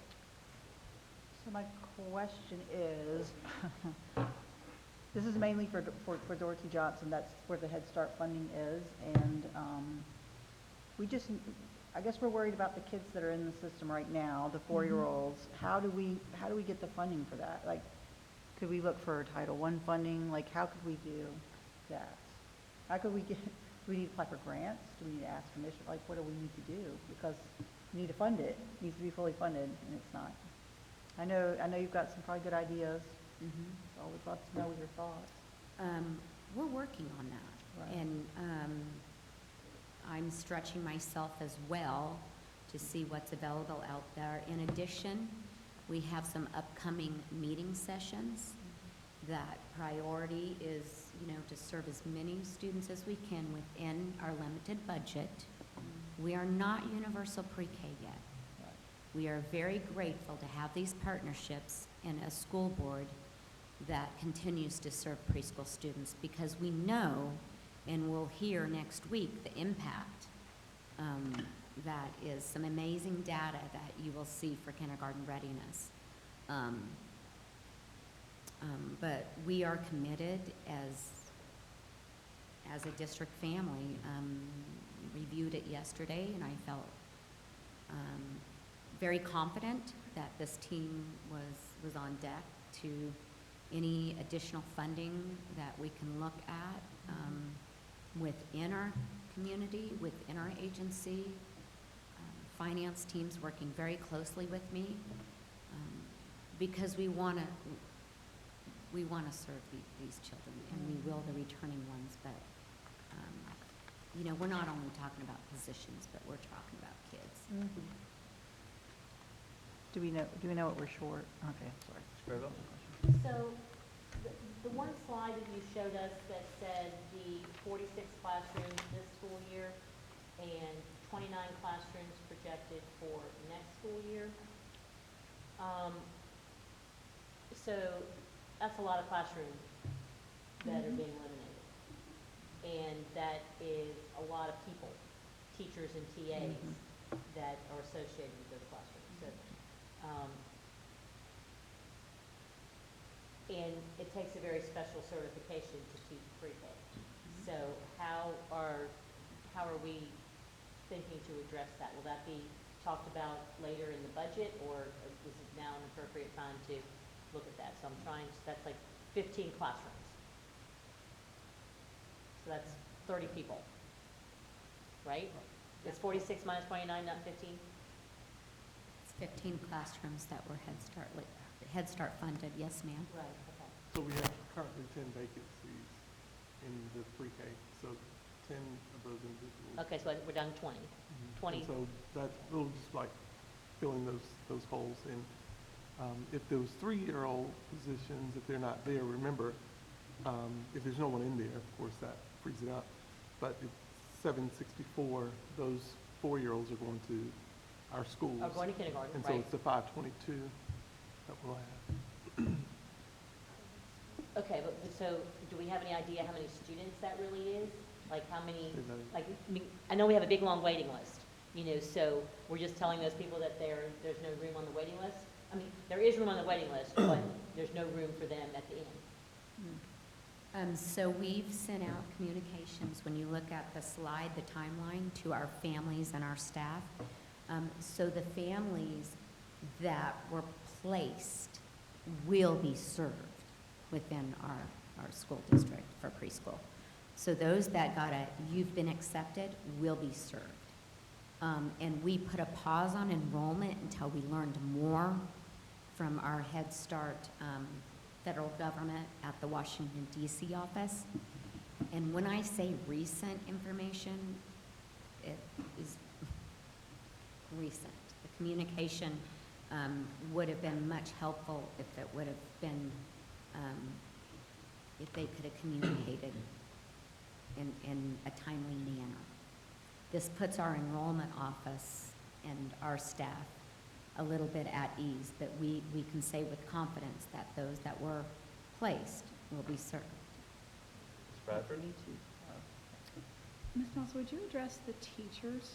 Because what happened in the meeting last week, was it Tuesday? I can't remember. That put a panic out in the community, and the teachers, at least one, has reported that they had a Zoom call and they were told, you don't have a job, pack up your stuff, go by the school and get your stuff. So how are you addressing the teachers? That's very interesting. I was a part of that Zoom meeting. So we are having a follow-up meeting with, again, senior leaders, Dr. Barnes and his team, and we are doing an in-person at 1:30 tomorrow at Johnson, as well as a Zoom invite provided by myself and submitted to everyone that was housed or worked at Johnson Pre-K Head Start Center. And basically, it was, well, I mean, last week's conversation was very brief, but what I heard was, we're going to assure you that we're going to have some type of a position available for you to not pack up, I did not hear pack up your items, which would be, you know, completely unprofessional, but not only that, but they're cleaning the building right now. I don't know how that would work. I believe I heard an employee ask if she could come get her personal items. And so at this time, you know, we're not there yet. But we are meeting again tomorrow, and I can defer any questions to our senior leaders that would be interested to elaborate on that. But I feel like we've been, as quickly as we learn the information, we've been sharing it. I can assure you of that. Yes, and I'll be attending both meetings tomorrow, and they will hear the same information that all of our staff has heard about our goals to make sure that everyone can, you know, fund their pension, feed their family, have a job if they want it. We'll be working directly with folks who may need to shift from one school to another, but we'll be clearing all of that up tomorrow. And I'll be a part of that meeting as well. Anybody else? But how much do we need to come up with or find in our budget to help this year with students that are short with the funding from Head Start? Like the Johnson Pre-K Yeah. Center that would remain with 7 classrooms. We're working on that, Okay. and that's on the slide. Ashley and me, along with some of our other smart colleagues, are really working to maximize our funds. There are some very crafty ways and smart, intelligent ways to do some combining of funding to maximize those funding sources, as well as we've been very low ratios. So we're going to have 18 students in a classroom, which you're allowed to have 20, which is still high quality, even if they're 3. I just say, you mentioned Title I funds, like, I feel like you could look at that in the budget, maybe, I don't know. Anything else? Title I funds. If not, I mean, like, right, maybe we can find some more. I mean, Say that are we again? able to shift that around, like Title I? Sorry. Oh, where is it now? I was asking about this. any other questions from Ms. Fox? She was gonna answer, but actually was gonna say something about Title I funds. I was just going to say, yes, Title I funds can be used for pre-K. However, we currently have a plan for our Title I budget. Some of those funds does include some funding for pre-K. However, we would have to reduce in other areas if we were to use that money for pre-K instead. So we would just have to think through that. Yeah, we want to have these babies in classrooms. That's right. That's what we need Yeah. to do. And thank you so much for tonight. Have a lovely evening. Thank you, Ms. Miles. We'll continue on with attestation of school improvement team meetings 23, 24. First of all, I apologize that earlier you noted it was not on the linked there, so we are looking into why that is, but I will speak about it and then we will follow up and share it with you. So the attestation is required by legislation for us to provide you evidence that all of our schools have completed their requirements as school improvement teams. So what that means is that every principal has signed their attestation that their school improvement team has met on a regular basis, that their meetings were open for parents and families to join, and we are very appreciative for all of our families that serve on the SIT teams with our staff. So we have a large document that has all of their signatures. There's no vote or anything required. We just provide that to you as part of the law as evidence that we have completed our SIT team requirements. So when do you think you might have that posted? I do not have an answer for that yet. We have it ready, and I'm not sure why it didn't quite get on assembly, but I am actively trying to get an answer on that. Ms. Bradford, When are we done with this? is there any questions? If not, Comment. go ahead, Mr. McManus. I'm just appalled that we're having this discussion. We have money in this county. We have an endowment. The most crucial years, research says, are these kids in pre-K, K, and what? I just can't believe they weren't beating the doors down. Thank you, sir. All All right, we'll carry on with. In terms of the agenda, D. item C, local history, I'm the one that brought that. I would move that we hold it off a month. It's not urgent, and we're running out of time. Okay. So let's take a quick vote on that. So as the local history, Seabreeze, and Freeman Beach, let's put that on. And we need a whole vote, we need Yeah, I know we're gonna vote, yeah. a supermajority, because we're changing the agenda. Yep. So, the motion is to put that on the August, Agenda review meeting. agenda review. Maybe I'll have We the do need a slideshow by super then. majority to do that, because we're changing the agenda. So all in favor, please signify by saying, so again, deleting what we have as item D. Oh, do we have a second? I'll second Okay, that. second. No. All in favor, please, of. And postpone to when? Next July August? 25th? Yeah, July, the August, Agenda review. agenda review. All in favor, please signify by saying aye. Aye. Aye. All opposed? Okay, we'll put that off. Next, I just need to read this. This is the Myrtle Grove Middle School Settlement Agreement. In June 2017, the school district entered into a construction contract for renovations at Myrtle Grove Middle School. The contractors and subcontractors who provided services and products involved in the project were Monteith Construction, Monteith, A.B. Denning Incorporated, A.B. Denning, Bowling, Murray, Hemingway Architects, P.C., and Lobo Wakal, LLC. Part of the scope of the renovation project includes the preparation for and replacement of the flooring throughout the school. After the renovation project was completed, the school noticed excessive moisture, which necessitated replacement of the flooring and carpet. The school district believed the excessive moisture and flooring issues were due to product and installation issues from the renovation project, which the various contractors and subcontractors have denied. In an effort to resolve the dispute, the parties had a pre-suit mediation in February 2024, which eventually led to a resolution of all disputed issues regarding the renovation project. The settlement agreement provides a summary that Monteith, Denning, BMH, and Wakal would each perform certain tasks to replace the carpeting and flooring at the school. As set forth in more detail in settlement agreement, those tasks include removing the existing flooring and carpet, providing and installing certain installation materials, purchasing and supplying new flooring and carpet, issuing a warranty against interior concrete slab moisture penetration for the moisture barrier product, and a construction logistics and planning. Because this renovation now includes upgraded products that were not used in the original project and require certain concrete slab preparation, the board will pay for costs for the concrete slab preparation due to this upgrade.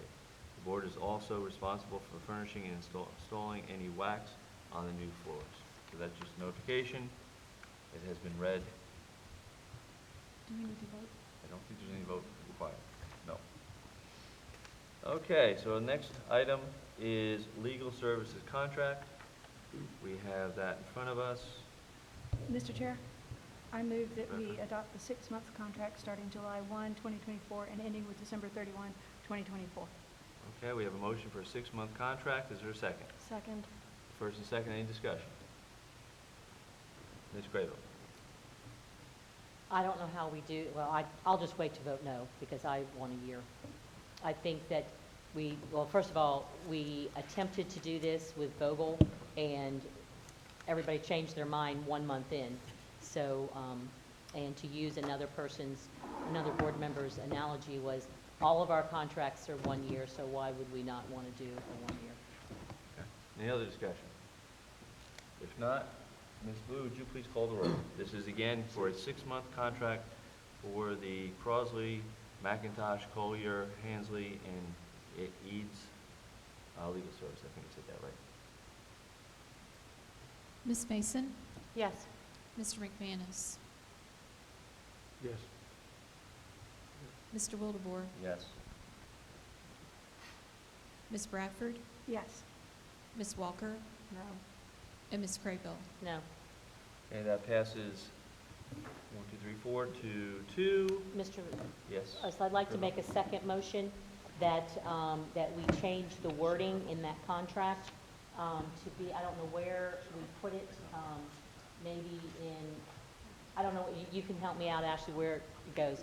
I think we need a clause that says that on the invoices, they must ID clearly the person who is billing, either by full name or a legend of initials, because we had a problem with that over the past year on our invoices. We don't know who's billing what. Okay. Is there a second? That motion was kind of long, so it's The basically. motion is that we include a clause wherever it's appropriate, IDing, requiring that on the invoice, the person doing the billing is clearly identified by first name, by full name, or by a legend of initials. Yes, I'll second that. Second. Any discussion? I think we can do this way. All in favor, please signify by saying aye. Aye. All opposed? No. No. Okay, that's again, a 4-2. All right, carrying on, because that ends that discussion. Where am I? There we go. All right, next is the budget draft. What's up? 2 minutes, I can do it.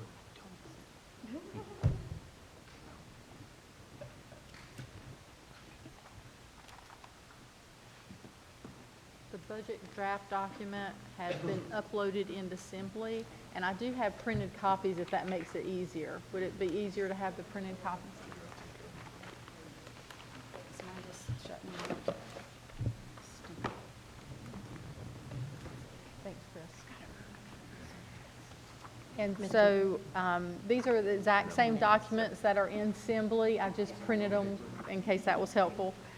The first document that you have there is a one-page document, and then the second behind that is the budget draft document.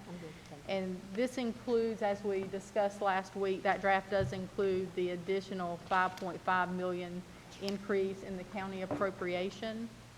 And as we had talked about also last week, when developing that budget, we included as part of the 5.5 million, we used those funds for additional 29 classroom teachers and 47 EC teacher assistants. So this is kind of a repeat of what we talked about last week, but I just wanted to make sure that I communicated that this isn't a change. This is the same documents that we've been looking at.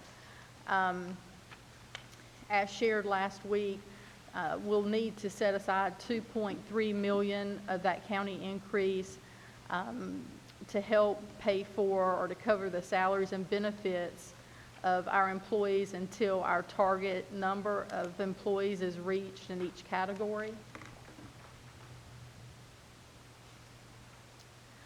The first page of the information that you received is the black and white one-page document.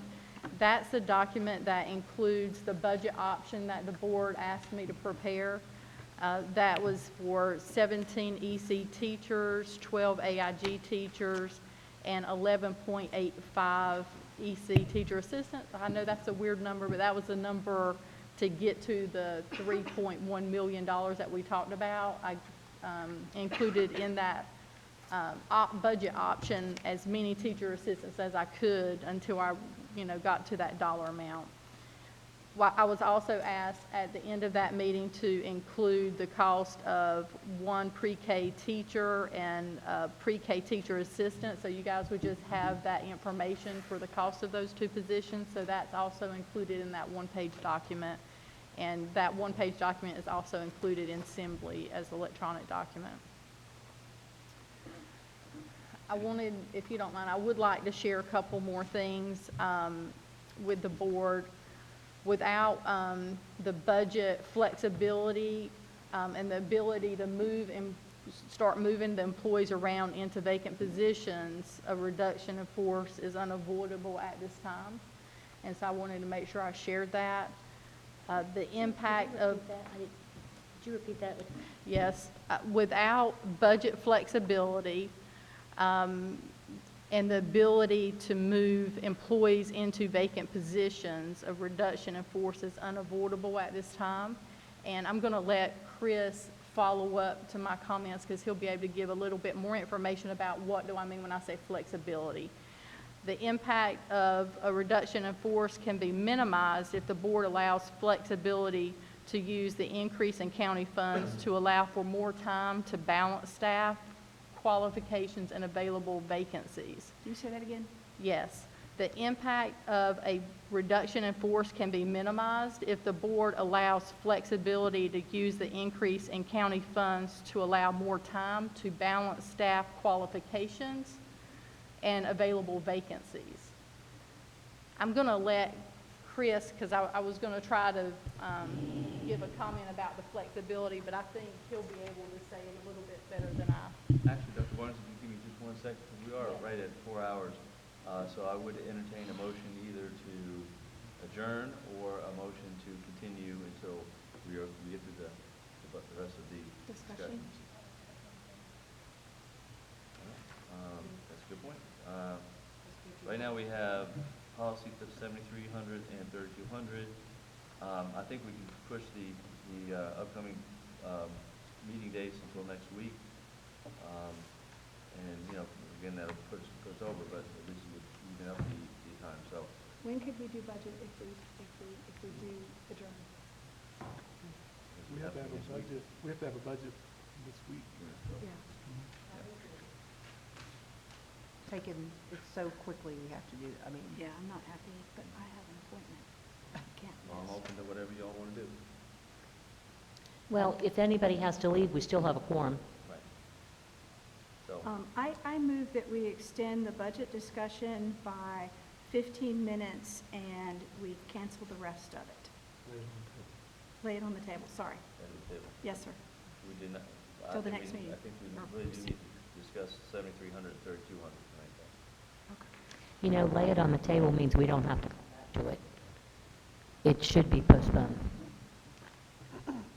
Unless we're going to say we don't feel the rest of the need to come back to any of the stuff that's on there.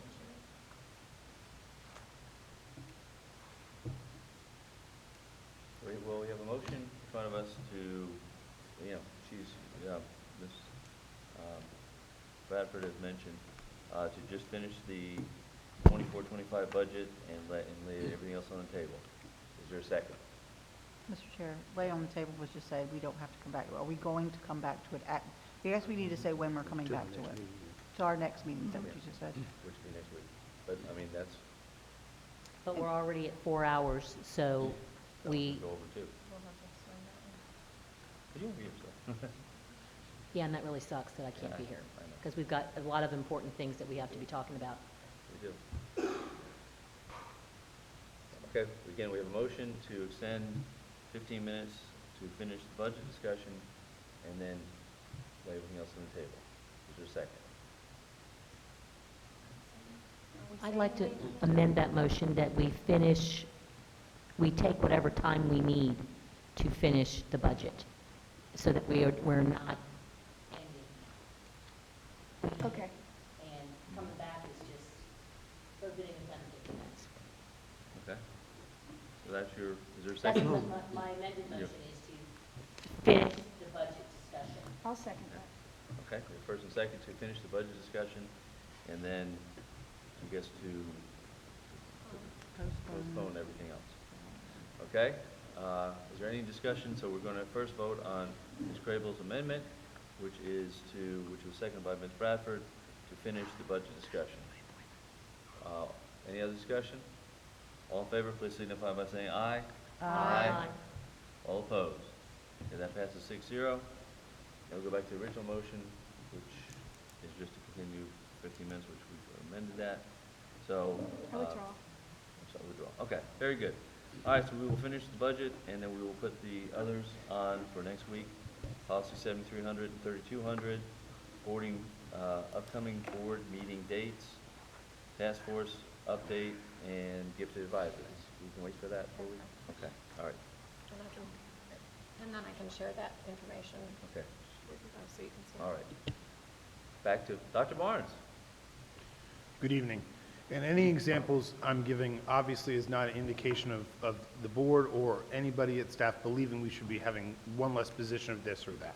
I know that just, I have to be able to give you examples, and it's not intending to speak to any specific group of people. We've talked before about how different groups of employees attrition at different rates. We will lose more bus drivers than we may lose AIG teachers in a given period of time. We have about 4 places where the attrition has not balanced against what our budgeted number of staffing positions for next year is in those categories. Those places where we still find ourselves a little heavier than we can be are teachers who have a K-6 license, and that's a very large bucket. That includes a lot of our instructional coaches, it includes a lot of our AIG teachers, and of course all of our elementary school teachers. So that's one place we have an attrition down to the appropriate number yet. Bus aides, TAs, and social workers. So those 4 areas we're finding we have not attrition down to our balance point yet. Our goal is to be having the flexibility to be able to start placing people into vacancies that we do currently have.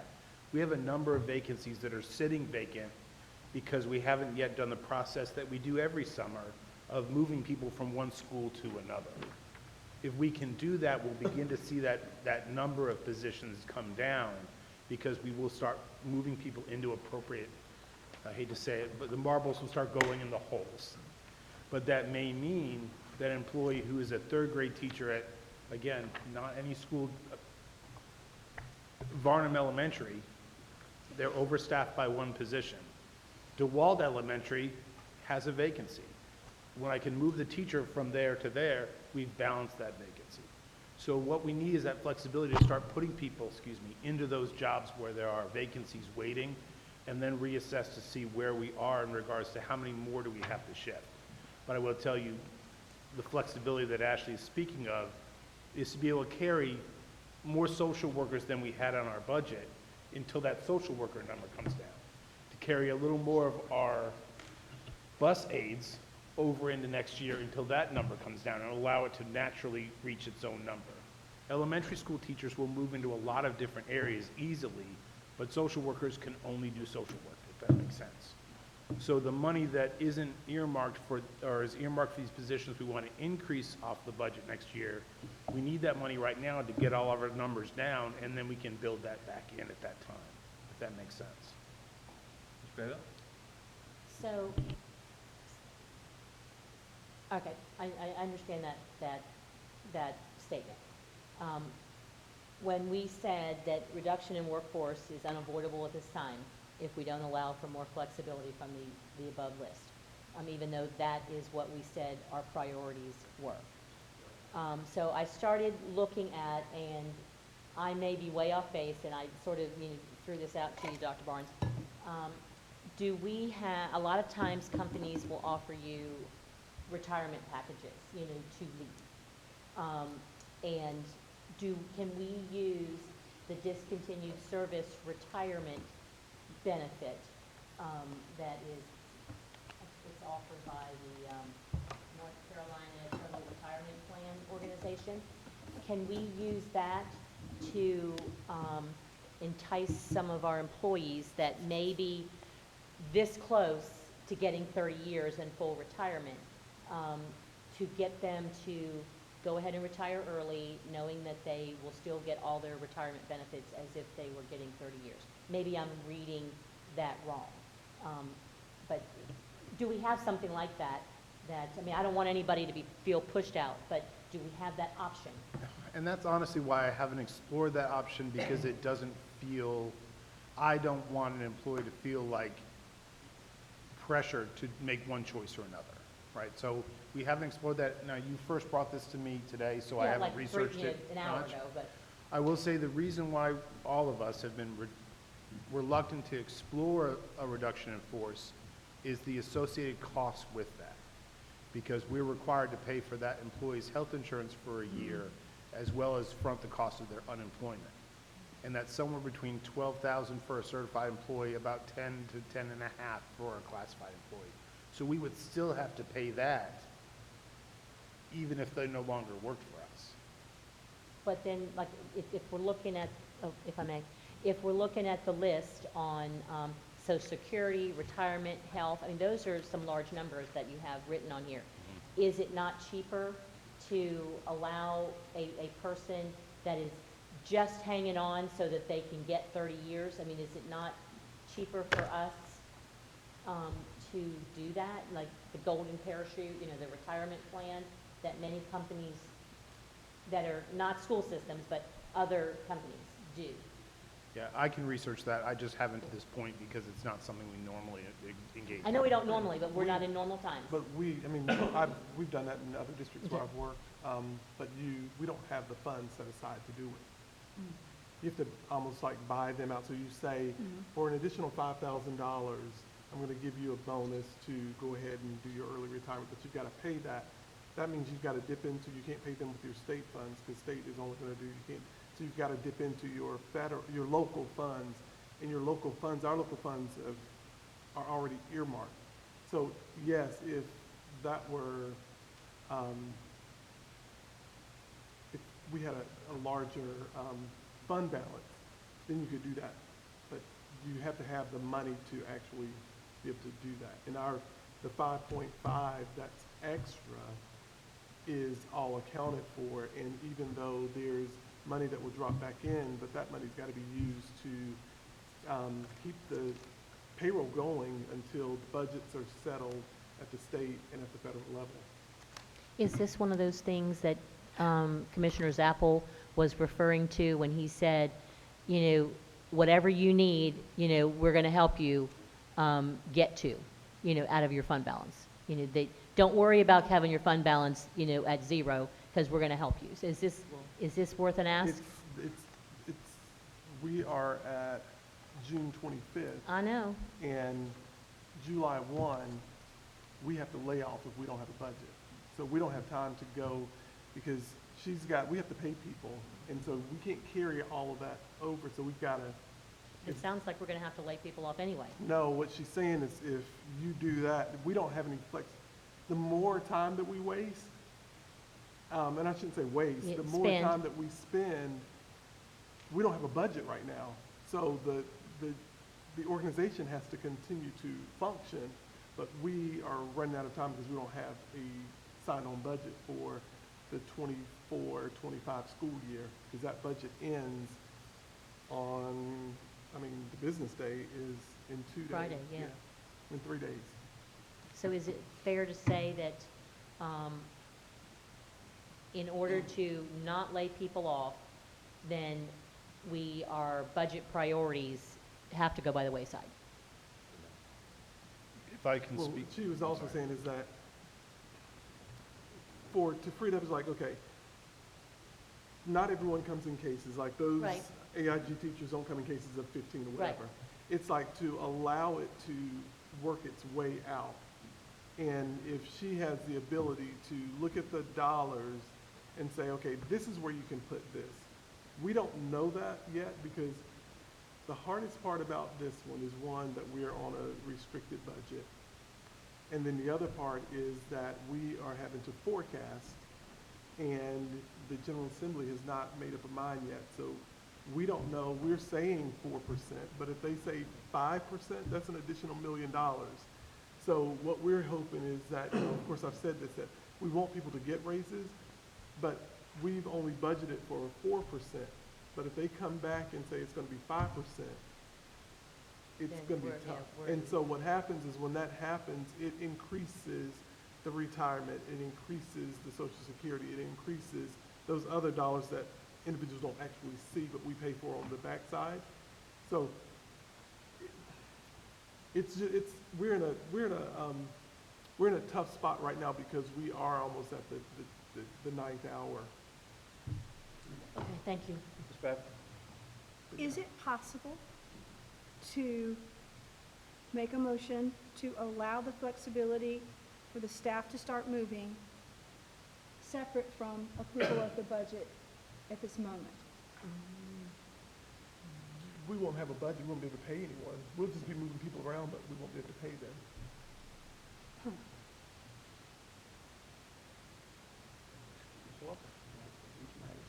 Yeah. So what I did hear were we would not be able to avoid laying people off. That's what I heard at the very beginning. Yeah. So Can we if get we a don't have a number? budget, if we don't have a budget, we have to lay off. I thought I just heard it was unavoidable. If Don't I they hear don't that? get the flexibility No, I to get start. that. I'm just saying, we started out 279 positions. We're doing all the subtractions. We got 5.5 million. We've given our priorities, like, how many do we know are going to be lost? That's what I'm trying to find out. Whatever with the flexibility. I mean, I know that's a little bit of a different conversation because we have given you our priorities, like Ms. Crable had just said. And unless we have the flexibility to fill whatever with the marbles, I just want to find out in the end when it all comes through, because if we're getting ready to vote on a budget, I would just like to know what we're losing, who we are losing, what people. Right. So I'm still firmly hoping that we don't have to lose people without naturally losing. So, yeah. My point is, and I'll just give an example, and I'm not using this example to say this is what I think we should do. So we have budgeted for a certain number of regular education TAs next year. I'm currently 27 heavier than our budget number.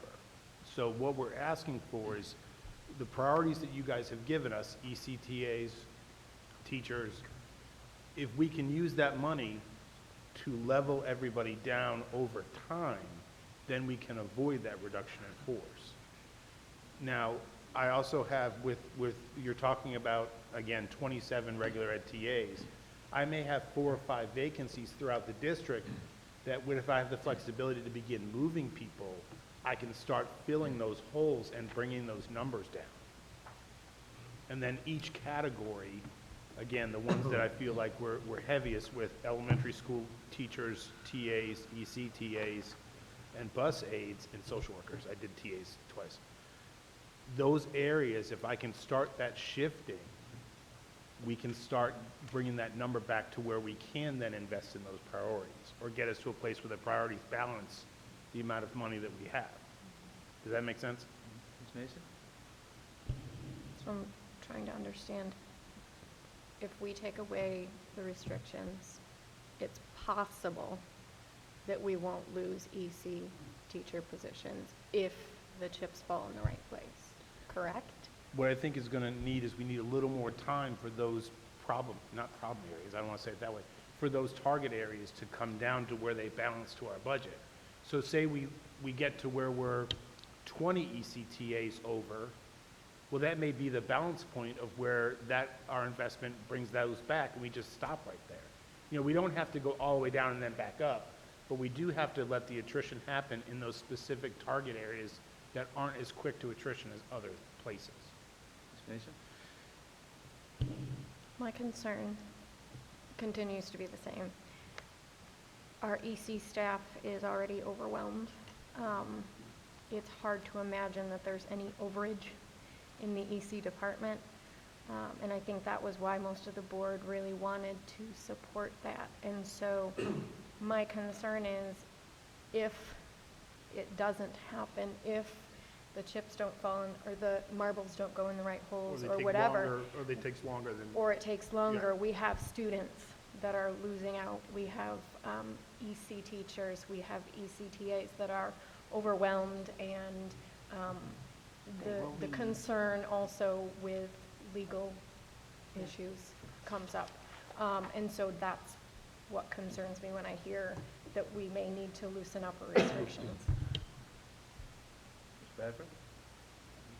Yeah, I just want to piggyback on that. I'm feeling an enormous amount of pressure at this time of night to do this. And we have all those people out there in the community that are feeling the same amount of pressure, if not worse, because it's their position on the line. And yet I've had little to no input on this budget, just little to no. And I requested a line item. I got some information, but it wasn't the line item budget. And, you know, based on the comments that we're getting from the public, they think we've had an enormous input into this budget, and we haven't had any, really. You know, we've said constantly, we want you to fund our forward-facing teachers. We want you to look after AIG. We want you to look after EC. We want you to look after ECTAs. And here we are at this impasse yet again at the 11th hour when I'm trying to postpone an appointment that I have at 6:30. I'm feeling just an enormous amount of pressure, and I feel like everything we've said has fallen on deaf ears. And it's just very upsetting. And I know it's got to be upsetting for the people whose jobs are on the line. And I don't know why we're at this impasse. It's like we've got this blockage and we can't get above it to know what we're voting on. So I can tell you why we're at the impasse. We don't have the money.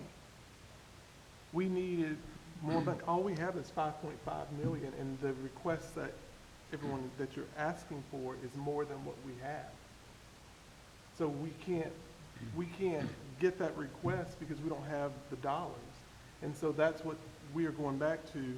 And the reason why we gave you a sample size of saying these positions cost X back in January, that was to get our budget to balance. Again, as I explained at the last meeting, if the board wanted something else at those times, it's like all you had to do is tell us, take this out, put this one in. We know that we only have the 5.5, so we can't go over that. And I get it, the people out there, they're still in positions. I know definitely Ashley and myself, we have been here late at night, early in the morning, not sleeping at night, because I've never not had a budget passed at this time, because this is tough. Trying to balance a budget and not have the funds to actually do it. And it's like, well, we want more, but if you want more, you got to take more out. That's all we've said the entire time. So we've kept our message the same. The problem is that we have to have more money to get what the board wants.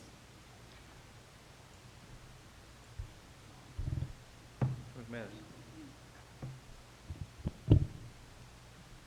The last time we talked, we asked for 2 meetings with the county commissioners, which we've never met with them. We asked for 2 meetings so that we could share where we are and where we aren't. And the last thing I heard was, no. And I suggested last time we ask them again. So, back to what I said earlier. I'm not going to vote for any budget that cuts any position. It's so paramount, the morale of this county. And the commissioners, I know this is going to make them happy, but they're going to have to own part of that. We're not a poor county. And nothing's more important than educating our students and keeping our teachers. Now, I don't care how many teachers you got. The morale sucks. There goes the academic and the focus and the loyalty. Just that simple. So either we do something or we say, no, we're not going to support the budget. Those you under the bus. Well, actually, that's. Okay, well, then, I mean, If you don't pass a budget, then we have to lay off. That's the board, the board of education. sounds like we got to lay off regardless. No, that's not what we said, and I don't know why, you didn't hear that right. They didn't explain that right. I've heard it for months. You About have all not. the, You way have back. not. How many teachers we're going to lose? We even prioritized about 3 different times. So now we're not going to lose any positions?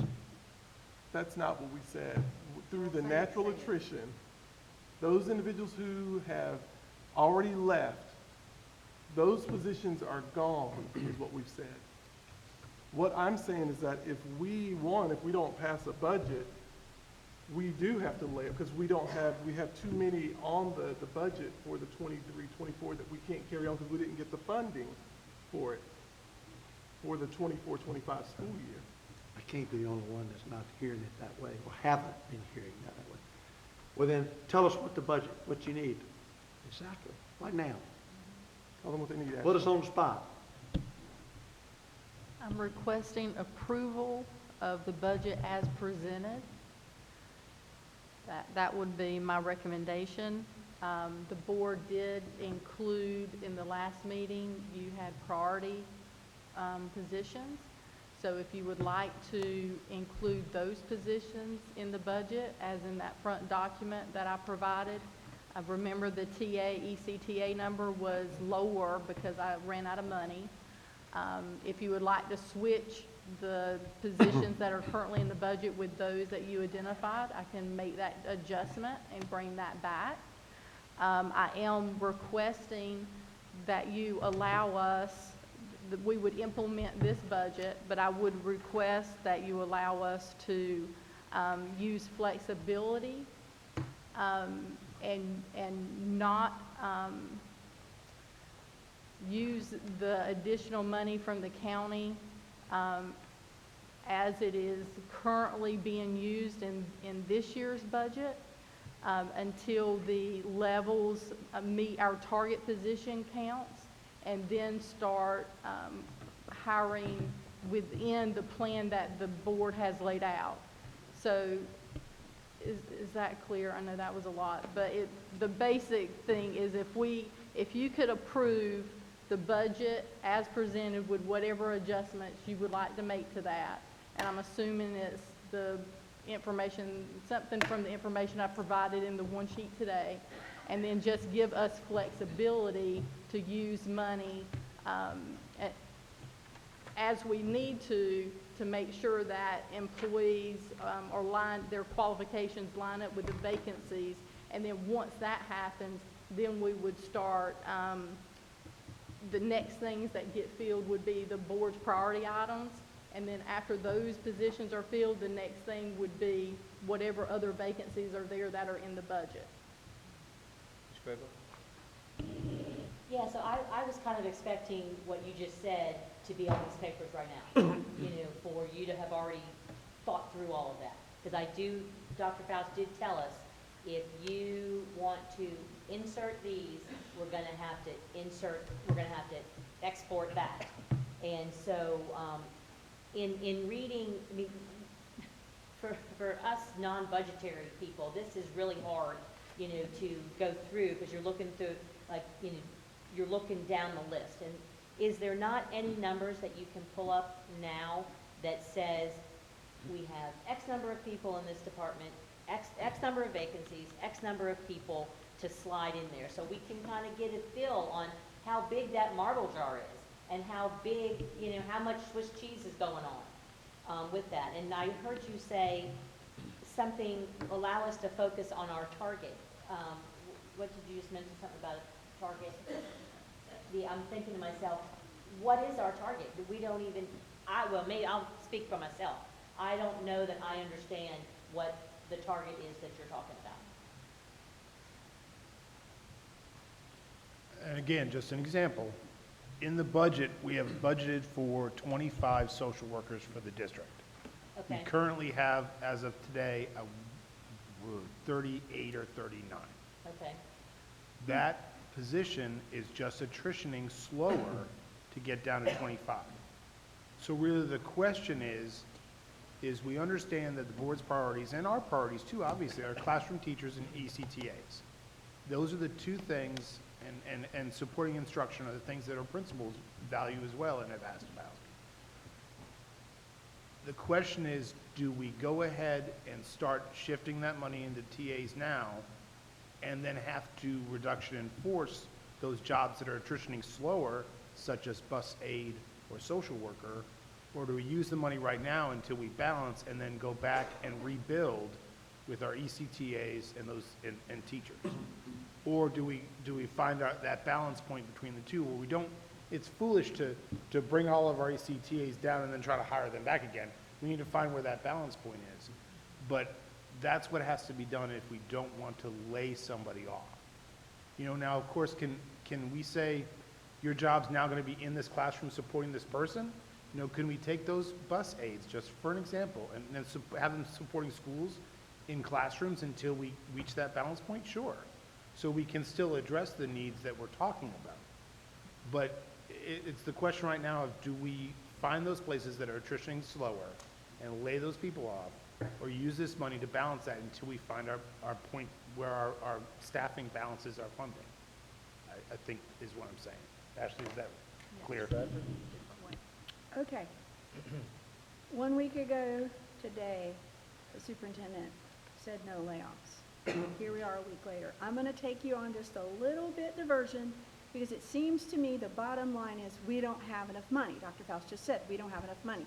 We don't have time to go ask the county commissioners for any more money. So I have been wanting to look inside our budget for any money that we might could identify. So I'm going to take you back to where I took you last week.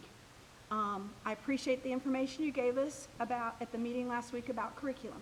But in the meantime, we've got this many comments in our survey. That many comments.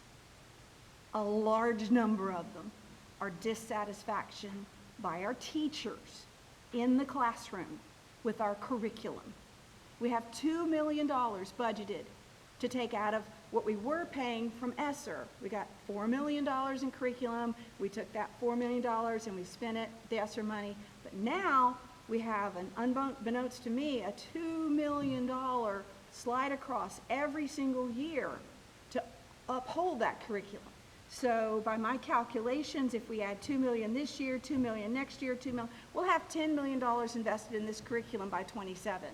And we have a ton of teachers who are saying, we don't like this curriculum, we don't want to teach this curriculum, we need to do something different. So I am going to make a motion that we freeze that $2 million and we reallocate it. Now I'm going to read very slowly my plan for reallocation, and I'll read it twice. Based on the overwhelming negative comments, just under 2,000 people responded to this survey, and to some extent they talked about the math curriculum, but the majority of the complaints was under the reading curriculum, known as Wit and Wisdom. They confirmed what we have all heard but never seen in writing, that there were 3 choices for the reading curriculum, but the one the teachers favored the most had been taken away from them when it was time to vote. We don't know why. We've heard over and over again them say they voted for the lesser of the 2 evils, and I am quoting. So teachers, a great number of them told us what we're doing is not working, but we continue to pour money into this curriculum.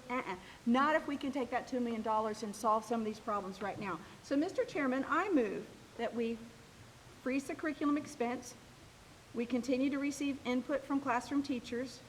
Now listen carefully. While we reallocate this year's funds, $2 million and some change, to hire and pay, aka empower, our highly effective teachers to create a unique reading curriculum for New Hanover County schools that aligns to the standards of curriculum which allow our teachers to teach. I'll read it again. I move that we freeze this curriculum expense. We continue to receive input from classroom teachers while we reallocate this year's funds to hire and pay, empower what our teachers have asked us for, our highly effective teachers to create a unique reading curriculum for New Hanover County schools that aligns to the standards of curriculum which allows our teachers to teach. Okay, we have a motion. Is there a second?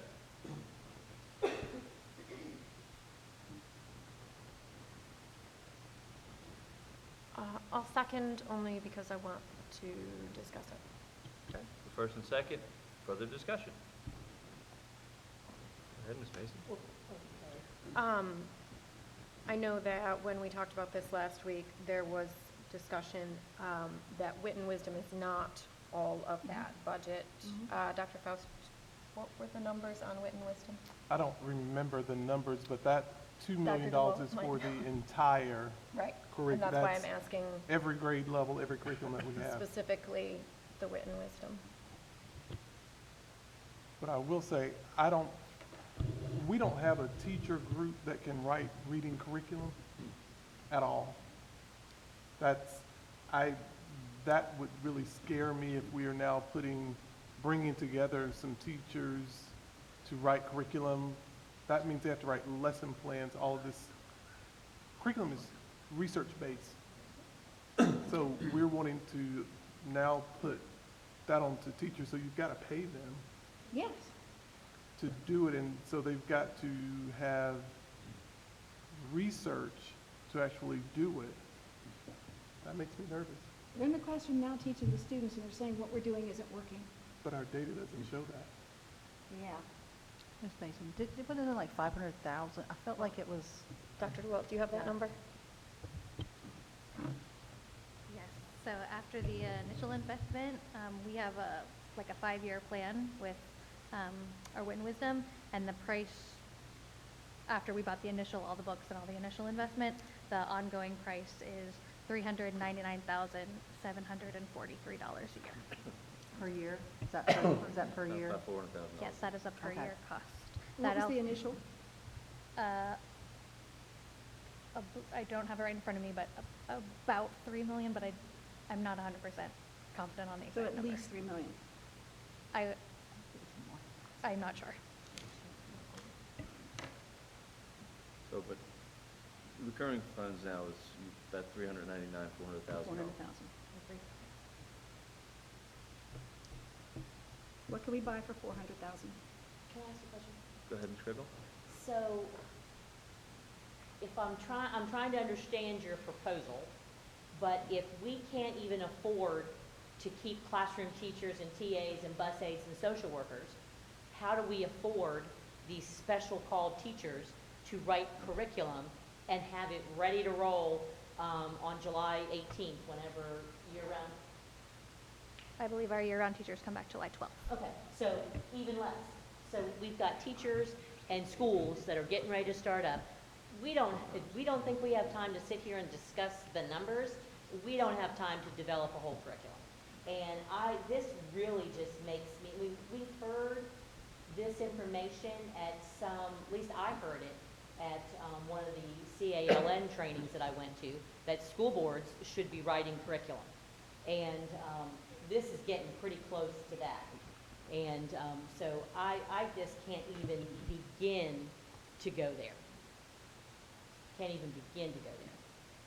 Mr. Walker, Mr. McManus, anybody? Mr. Walker? All I have to say is I'm for freeing up money where we can. I'm not sure about rewriting a whole curriculum. I do agree that maybe we should be, that's what we hopefully should have been doing since the beginning, is look how we can Yes. free up money. I feel like we've had some of that, but like when we asked questions about how many positions, we were given that number in the very beginning. 279 are what we were given. I imagine there's a number, I'm not going to say magic number, but if we're waiting on attrition to take care of certain things, that's not good either, because I feel like, I mean, you know, what do we need is what we should be starting with. What do we need? And I've kind of said that for a while. Well, we need a budget, but like, you know, I heard 35 social counselors. Is that what I just heard? But we've got 39. Are we waiting for them to just quit? Like, I just don't like Yes. talking about people like that and attrition like that. It bothers me because I just think what we need is what we need. And I feel like, you know, waiting on people to solve another problem, I just think is another problem. But anyway, sorry, I was on a tangent. So I mean, I'm for looking up and freeing money. I don't know about that part though. I apologize, Ms. Bradford. Any other discussion on the motion we have in front of us? And that again is to freeze the $399,000 this year. Yeah, and I would amend to make it the 399, although we did have complaints about other curriculum, and I didn't have time to digest it. I read all 160 pages. There were a lot of complaints about the curriculum. I was And shocked, some but of us not haven't had shocked. a chance to read any of that. Me too. Okay? So I'll amend to the 399, 743 number. Can I ask another question real Yes, ma'am. quick? So, as we're talking about, I understand what you're asking us, let's just wait and see how it plays out.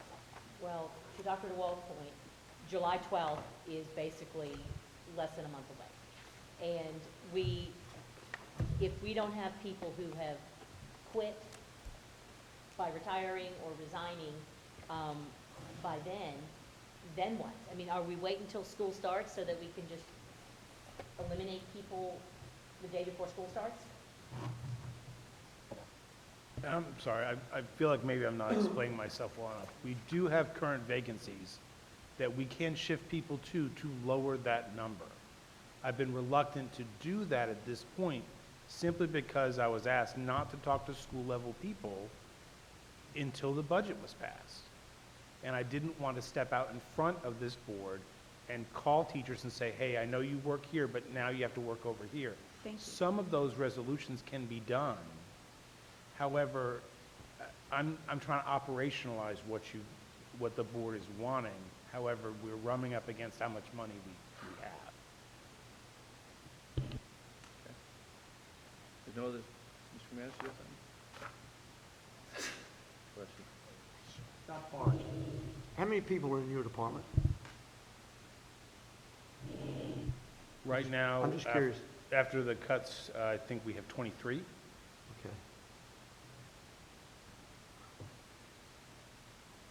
So what you want, and what, Ashley, excuse me, what you suggested with the flexibility to start maneuvering people now, and that will, you think, equate to saving us positions?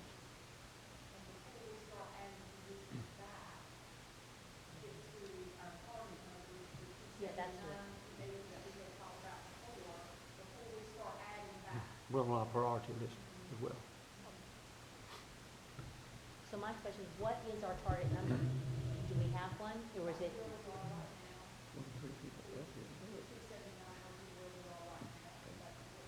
Yeah, so 279 is, and so where are we right now?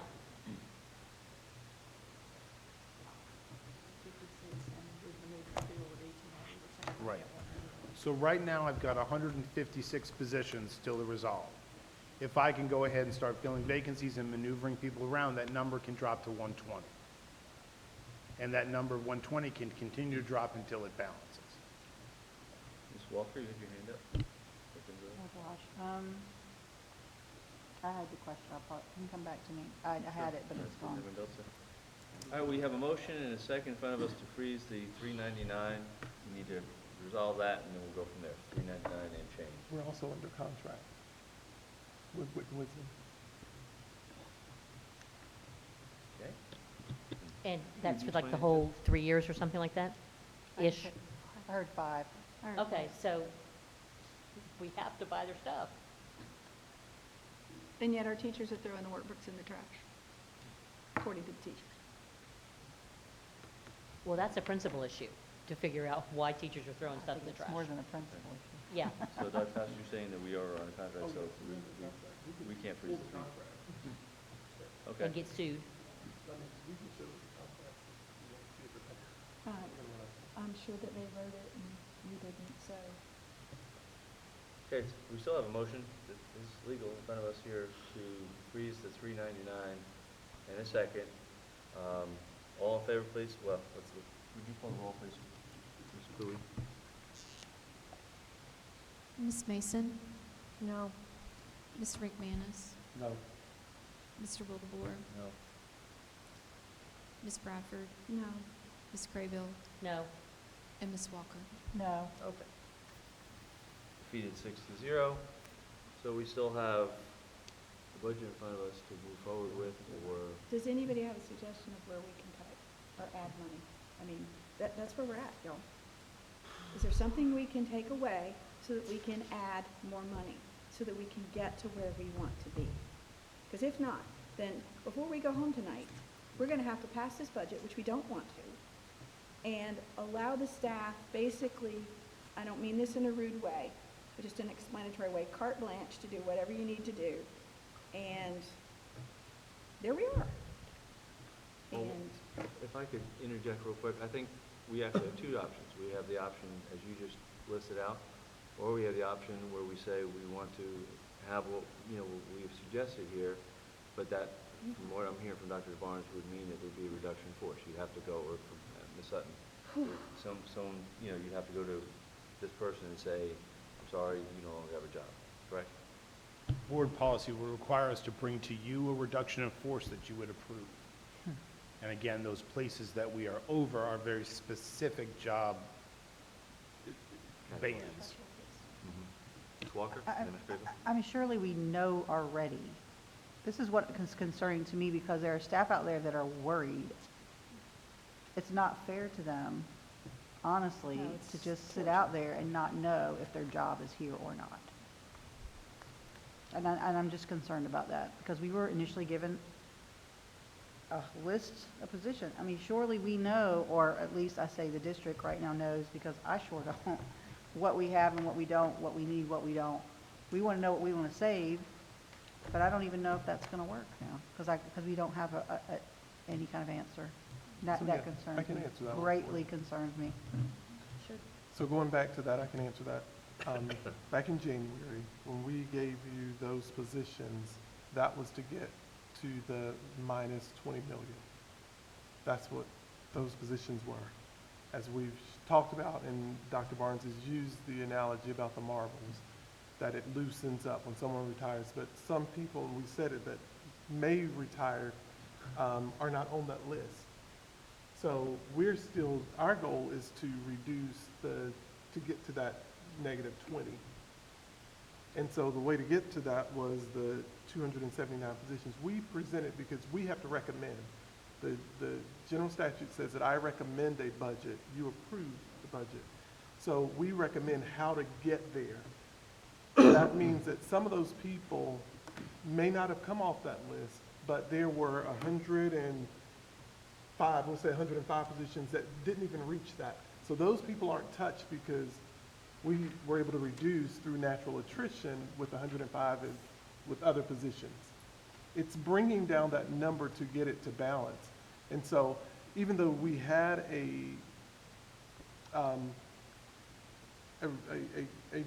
group of individuals that said, if you do X amount, this will get you to a balanced budget. But what we were saying is that in that, if you want to add people back to that, we have to then look back and say, okay, well, maybe it is 7 grass cutters or whatever that's over there. What we're trying to do is just to get it to balance. That's all we're trying to do. And everyone, I mean, the media, everyone keeps saying that, oh, you're cutting all these positions.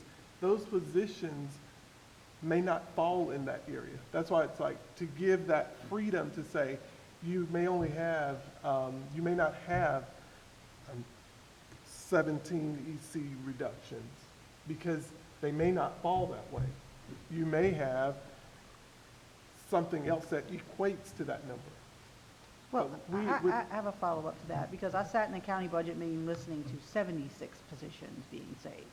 Where did they get that number, and where did they get that list of, oh, we're gonna save X amount of teachers, X amount, I mean, they got given some kind of numbers, and I don't think they fully understood exactly which positions were, We gave because I you- was there, and I know one of the commissioners like, how many of these are EC teachers, and that could not be answered, so I'm really confused, and I don't like to be confused. I don't think I'm stupid. I have a degree.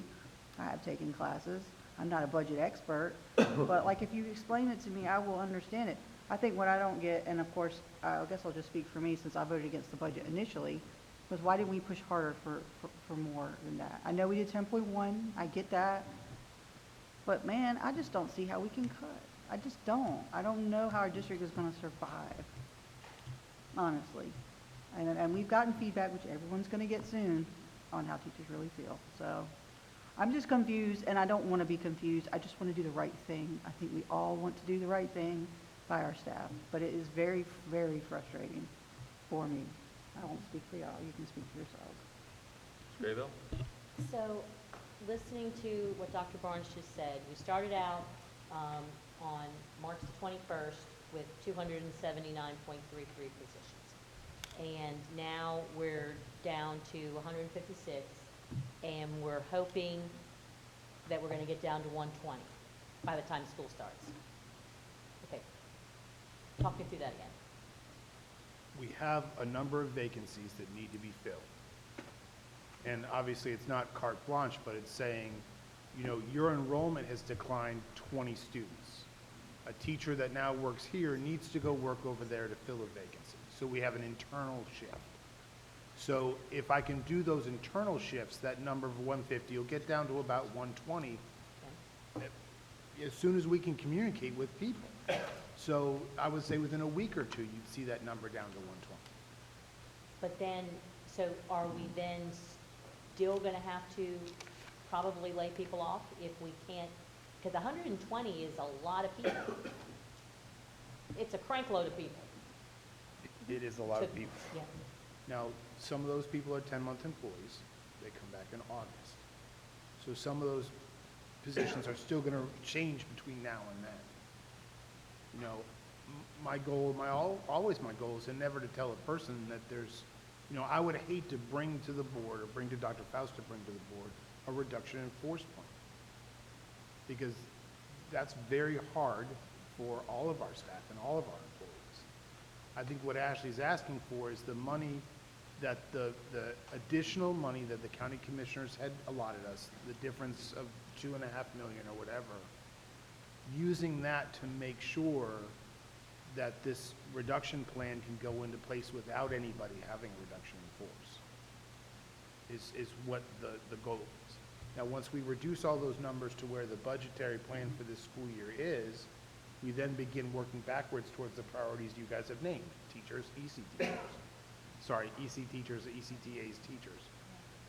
I understand, though, your concern, all of your concern is we can't lose staff. Some of that is right sizing, some of that is a difference between needs and wants, but we all know that every job that works with kids is essential. But we just don't know if we can afford every position that we want. So we're trying to build a plan that gets us what our kids need and balances. But in no way are we saying that some jobs are more important than others. Ms. Mason? Okay, I hate that I always get like the math things. Math was never my strong suit. So based off of the information you just said, with flexibility, you'd be able to reduce from 156 to 120. That's a difference of 36.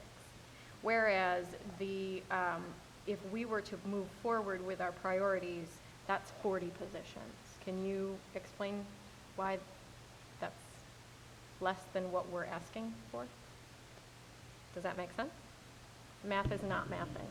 No, and we're also trying to explain a very complex process too, obviously. So what I'm saying is that's the number of vacancies I have right now that I have people that can go into them, right? To reduce some of our numbers down to a place where we're balancing. We're going to continue to do that throughout the course of the summer, and that's normal business practice, is what we normally do, is you need to go work over here. You know, and it happens every summer. It happened a little more last summer because of ESSER II funding ending. This obviously is a lot bigger than what we've had before.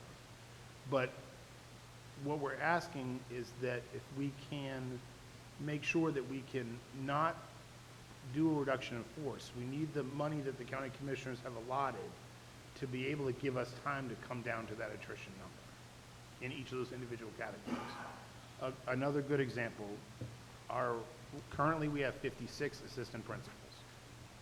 Our budget plan that we provided to you has 52. I can move those around and fix those issues and bring us down to 52 easily, but I've been reluctant to do that because I didn't want to step around the process. So some of those positions can be realized and fixed. That's what that 120 one number is once I start putting people into vacancies, that number begins to come down. Does that make sense? Ms. Bradford? I'm with Miss Mason.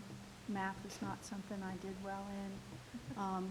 Dyslexia doesn't help, but if we had 279 and you think that if you do all of these things, you can drop it to 120, if I run that on my calculator, that's still 43% reduction. I mean, 43% cutting, 43%. And that was the last thing we wanted to have happen. I feel like I'm in the middle of a nightmare, and I'm not being disrespectful to y'all, but I feel like I'm in the middle of a shell game. Everything keeps moving around, and we're just completely clueless. Ms. Walker? So I am confused, and I just thought about this, because we were talking about attrition, and we've been talking about that quite a lot over the last few months. I guess I'm confused. I've heard right side again. What are we trying to right side to? Because we already know state allotment is not adequate for this district. So I'm curious, where are we trying to go? I mean, I think we got sent some numbers about how much staff. I know there's been attrition articles out there, but I feel like the decrease in staff has been happening just so much. Where does it end is my question. I know it's about money and how much money we have in a certain year, but it's also about needs, and it also is about prices going up. So like when we ask for commissioners, we got to say, things have gone up. This is just the way it is. So I'm just wondering, where are we getting that number? Are you being told, are the counties telling us this, the state telling us this, that we have to reduce our staff by a certain amount, or? So we reduce based on the money that we know that we're getting. So the local funds that we know that we're getting, that's how we reduce. Okay. Well, the numbers we were given, or that are on our website, 2018, 2019, we had 3,775 staff members. But our student enrollment has not declined by that much. But if you look at today, I think what we were looking at today, just over 3,000, 3,100. So you have to think about the cost of an employee Right. in 2019. Of So all those course. things that you just said runs it all the way up. So And we should we be got asking for more. right. So we've gotten since then we've gotten a 12. The state has given us a 12% raise. Right. So you tack on that, and then in 2021, the county commissioners gave us an additional supplement that skyrocketed. You mean the teacher? Yes, and so that, the employee cost more. Did we share that cost with them? Oh, Did we yes, share, that we yes. took it out of our fund balance? Because this is explaining a lot of things. And this actually goes to my point, like all this discussion on right siding is what is right for us. And it doesn't matter what costs us. Right. It does matter, but what I'm saying is, what we need is what we need to be asking for. And so also to that, as soon as we get the dollar amount from the local side, right off the top, 25 million goes into supplements. Right. So, and that's not a bad thing. What I'm No. saying is there's money that's already earmarked before you even get it, that it goes there. So those, and then there's another, we're saying a 4%. So from 2020 to, that'd be 16%. So can I ask your professional opinion, Dr. Faust? Do you know exactly what we need staff-wise here? What we need? I don't mean what we're being forced to reduce So to. that- And honestly, we would have to go back and look at, to see, we just can't afford, like, I mean, what we have is great if we could afford it. We just can't Well, afford no, it. and I understand that, but I mean, do we know what we need is the question. That's what I'm asking for. And I feel like there are needs out there that we're hearing that we do need. Like, so we weren't able to do a needs analysis because we were told what we were going to get. So it's almost like your parents give you money and say, here's $5. You say, okay, this is what I can buy for $5 versus I guess- want all of this. So we were given the money, and then we have to make our budget. I get it, but I think our job, I will just speak for board members, is to advocate for what we need, regardless of what they, because we already did that once, right? You know, Nancy and I asked for the whole amount, then it went to 10.1 million. That even to me is not enough. So I feel like what we need is a certain value, and then they have to say, no, you can't have it. But what we have to do is figure out what that need is. So I get what you're saying, but it's kind of like the reverse. Like, we should be telling them what we need. And they're not going to be happy, but the state is not adequately funding us. So it's happening all over the state. It's not just here. But I would love to know what our needs are. I already think I have an idea. We can't lose more UC teachers. We just gave the priority list on that. There's AIG, there's so much we can't lose, and I think there's probably a lot more we shouldn't be losing. And I would love to know, I just would love to know. I don't know, you said it's needs assessment. So what that would honestly look like is that starting, I would say in October, it's like, what are the board priorities? So if it's all of these were the board priorities, and let's say then that's where we start, and we would do a cost analysis of what that would look like in addition to some of the other things for like capital and those other things, and then that communication starts at that point. I think it's beyond what we need. I mean, what we say we need. It's what the district needs, is what I'm trying to get So at. that's what I'm saying. It would be a two-way thing. We would say, if there were conversations, this is what we need, and then we were costing out and telling you, this is how much it's gonna cost you. So then when you're having conversations with the county, Because you're this will telling come up them, next this is what year. we need, this is the priority, this is how much it's gonna cost. So we've been reducing our staff since I've been on this board. So I feel like it's too much. I just really do. And I just, when does it end? Because are we going to do this next year? How deep is it going to go? And it is not comparable to how many students we don't have as much, so. So you know that you're gonna get a recurring of 5.5 million. So that's how we start on. So if we know that's the recurring, so it was recurring of 4.5, that's where we start. But then if you say that's not enough, then you say, well, okay, so how much would purchase X? Right, And then we okay. can give you that number. I think that's a great thing to do. Ms. Graven? Okay, so remember last time I told you I left my sheet at home and so I just want to I'm just going to do some random picking off of this 279 list. All right, hold on. And because some of these positions are not easy marbles to go into. So let's just pick maybe like the last 5 on the list. We've got teacher, family life, technician, don't know what that means, technician, manager arts, therapist, warehouseman. So we have that would be 8, 9, 10 and a half, 11 people. So I don't see how, and we'll use family life as an example. If we're gonna move them into the middle schools, because I've heard that's one of the proposals, do all the middle schools have openings in their PE, or are we forcing somebody else out? I mean, you don't have to answer, I'm just throwing these out, and then you can just, jump in at the end. So, and then we look, maybe we've got maintenance, skilled trades, marketing, community specialist, office support, Title I parent liaison. Okay, so we're looking at those. Maybe we don't have marbles, that maybe there's no holes that these are gonna be in. So these positions, the way I'm reading this, are probably gonna have to be eliminated somewhere. So, and then we get into like the EC teachers, 17, EC teacher assistant, 58, and I know you've been telling us a little bit about that. Special education liaison, special education program specialist, student records specialist. I mean, these are kind of specific jobs. And I don't know how we're gonna be able to get this 120 and roll them in. Because it's just, I mean, those are special, like you said, everybody's essential, but they are on a list. So somebody in this room at this table, not us, suggested this list of 279. So that came from somewhere. Right, that's what I was saying. Yeah. 279, that gets you minus the negative 20 million.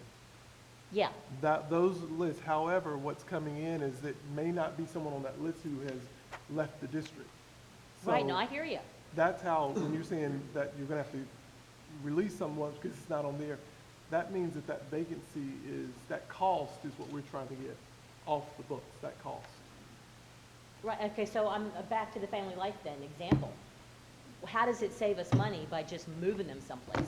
Moving them into a school to teach PE when we may not have a PE opening at a middle school? Let me give you a different example. Okay, We had a person who worked at our central office. This person was a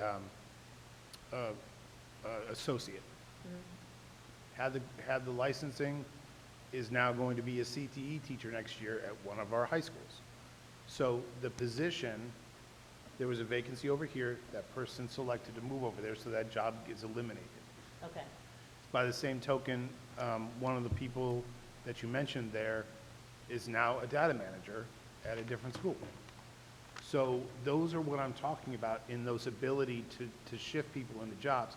Now, generally, and I will say that a lot of the tension and stress, I think, is partly because people don't know where they're going either. And I think sometimes if we can share with them or work with them, generally we want HR wants to meet individually with a person. What are you looking for? What would you like? And find them a job that either is just as good or not better than the one they had before. So that's sort of, but it's hard to explain in a onesie-twosie kind of way. Okay. So can I follow up, Mr. Wilmore? Go ahead. So and I know some of the positions that we are asking people to consider are like at a lesser pay grade or lesser than. And we have agreed to hold that salary harmless, right, for a year. And then so this is reminding me of a conversation that we had last week. Well, let's just take their supplement away, or let's just reduce their supplement going forward. So you've got two people in the same job making different money. And perhaps we get into a man versus a woman, kind of position.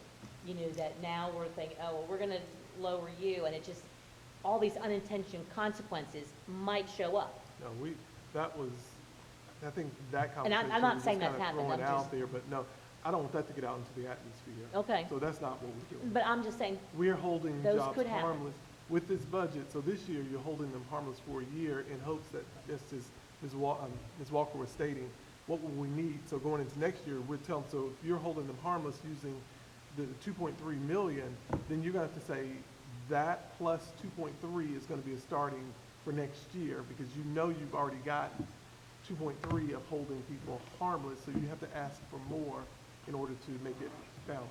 okay, Yeah. because that's essentially taking a pay cut because Right.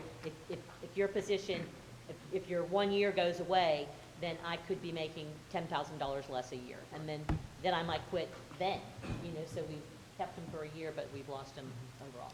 Okay. All right, board, so at this point, I still think we have two, I guess more than two, but two options that are pretty prevalent. One is that we could allow the flexibility to do as Dr. Barnes and Ms. Sutton has said. We could stay with our priorities, and that would unfortunately be a reduction in force. And I'm open to any other suggestions, or I would entertain a motion to move forward on one of those ideas. I just have a question. Are we totally out of time now? Like, we can't go back to the commissioners for anything? So we're done with that, essentially. I think we reached out to them on certain things, but as far as the overall budget, they've already done it. Already passed their budget. So can I ask one more? All right, so if we were to offer the give them, the district administration, the flexibility to do that, just so we're all clear, is that means that our priorities are going to take a back seat. If it looks like we can massage it so that some of those go back in, that we can use our priorities, how are we going to figure out which of those priorities will take effect? Like, let's just, you're moving things around, and it looks like we found some money, because we put people in these holes. So are we going to go to EC teachers as our number one, or are we going to go to AIG teachers as our number one, if we're able to put back in? I think the board would need to rank what would be your 1, 2, and 3 for those.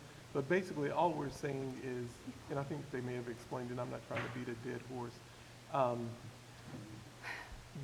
Wait till October and then put your priorities in. That way, all of the revenue should be in the district. You'll have your federal dollars, you'll have your state allotment dollars, state allotment, and then, local, of course, we know what that is. That's what we're saying.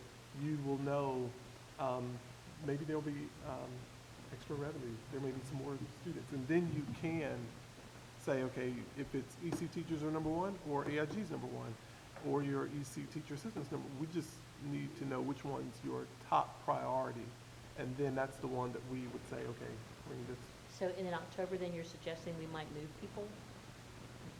If they are an AIG, they're already there. Like let us work on the internal stuff. Okay.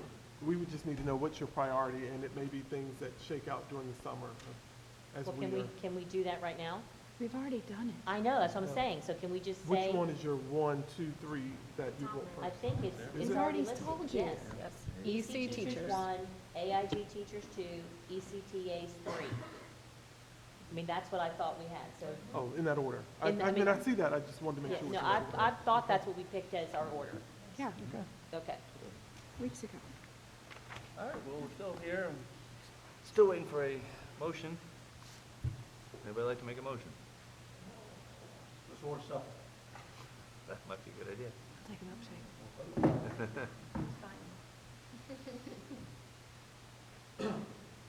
Dr. Barnes? I don't know why I'm offering a suggestion, however,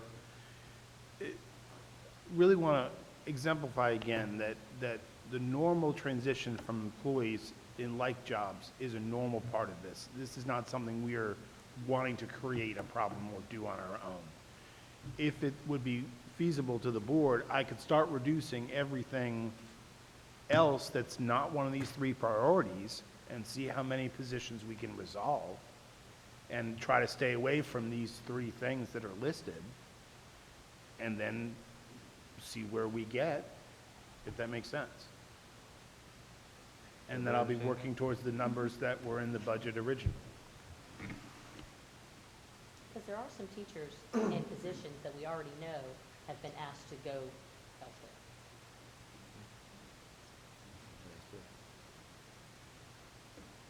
Okay. Whether they've gotten a letter or not, they've already been told.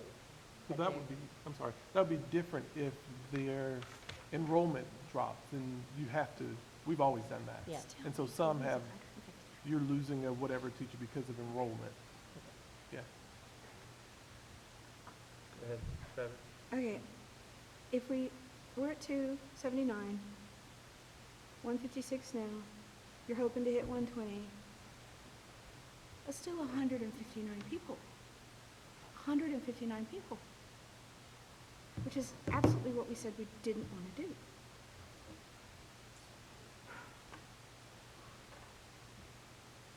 Are you saying that like are you thinking 159 that are we getting rid of the position, or through natural attrition, they're already gone from the district? That's what that 159 is, they're already gone from the district.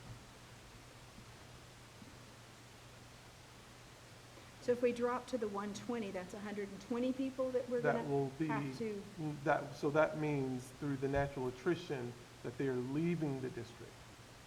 That's what we're, But all you're these down to numbers. 120, so there's 120 positions still on the line. But we don't know Correct? what those positions are. Right, we don't know what those positions are. We, Well, I don't yeah, understand you why we can don't. show them I mean, those positions that are on that list that we approved, you approved. Did we approve? Oh, you're talking about the priorities, not the original list that y'all gave us, I think. If what you're asking me is, in which places are we over what the budgeted amount is, that makes the 120? Maybe. Well, I'm sorry, I'm just trying to make sure I answer your question. I'll take your answer. I can go back and I can find out exactly in categories, how many over the budgeted amount are we in each of those categories? If that's what you're asking. But we don't, but for you to go back and do that, that means we got to meet again. Correct. I mean, we get vacancies, we have things shift every day. I want to make sure the numbers I give you are accurate too. Ms. Walker? So I don't want to give you the Okay. numbers I calculated last week. I guess what I'm not confused there, but I am confused. There's like, we're talking about positions. We were given by the district 279 positions. To me, that means y'all all thought about the positions that needed to go. I mean, I'm just saying, right? Because we didn't make those, positions. So like, we're saying 120 positions, like we know what those are. We just don't. We don't have a clue. So those 279, let's go back, and I'll explain it again. those were positions that are over the state allotment. And so that's how we got that, the overage. And so anything that was over, so those positions that are there, and, I mean, we can put it in the memo, how many have, through natural attrition, have gone out. But what I'm saying is that there are more positions that weren't on there that are, and I'll use the word random, since those were specific. Those 120, how many that are currently vacant? We would get to 121 if I resolved as many things as I could that are vacant right now. But I'm saying right now, if this were, how many are open positions right now? Between 30 and 50 are vacant, waiting for a person to drop into them. No, we have more than that, Chris. I'm saying, how many people, there is a vacant list that we're waiting to, that number? I'm sorry, I was thinking just teachers. I would want to make sure I calculate that exactly. I don't want to give a number. Give me a ballpark. 85. Okay, so you're saying 85, but there's also frozen. Those aren't the right Correct. numbers. I just want to, that number, Ashley, that I've been asking, what's that number? Go ahead. Because I've had them run a number for us, like, because that's where everyone's getting confused. We keep giving, they can't, y'all are doing the internal numbers of, Probably. I want I'm the sorry. drop dead, if this were, what's that number? That column that I'd had y'all work on the last time, I was like, tell me, it's supposed to be 279 minus whatever to give us a number. I don't have the most recent one, I have an old one, so when we calculated that this week, we didn't include the backup in that one. Okay. I will get that number for you. Well, there is a number, and I didn't bring my, actually, let's see.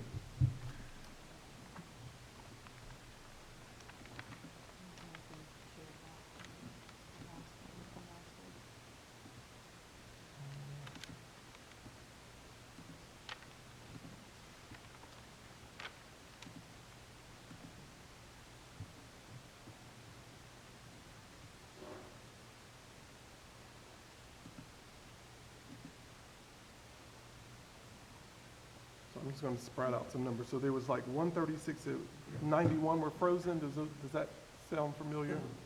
So 91 positions were frozen, 136 we had, that gives you 227. That was way back when, and I just wrote these down. I don't have a summary of what it was. They were calling out numbers. So I'm going to go with this. There was 136.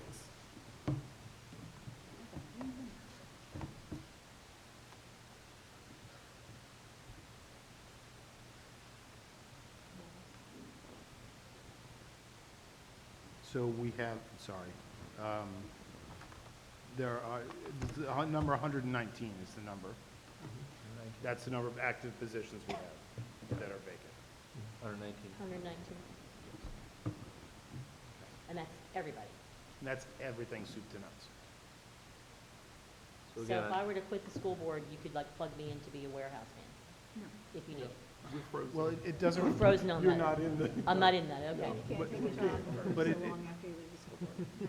And this is where the complexity comes in, because I can't ask a mechanic to teach biology.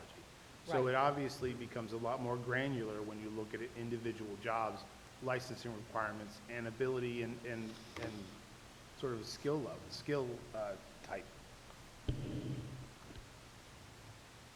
all right, I would entertain a motion of some sort so we can move forward.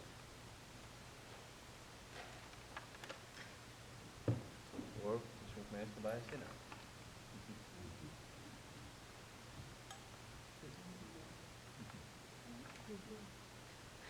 That's what you offered before.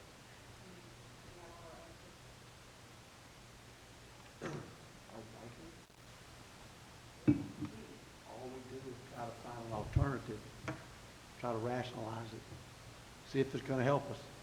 We all end up back in the same square. I say we go back to commissioners and we do not support the budget. He can present a budget, but that doesn't mean we have to support it. this will destroy our school system. God, I hope I'm wrong. And what I hear, I've never seen so much. It's horrible. All right, in the interest of time, Can't I'll make a support motion. pre-K kids. No, I know nobody wants to make the motion because we're all kind of just sitting here like holy crapola. Numb. I'll make a The, motion to adjourn. so I'll make a motion that we accept the budget as presented, given the latitude to move some people around. Okay, there's a motion, is there a second?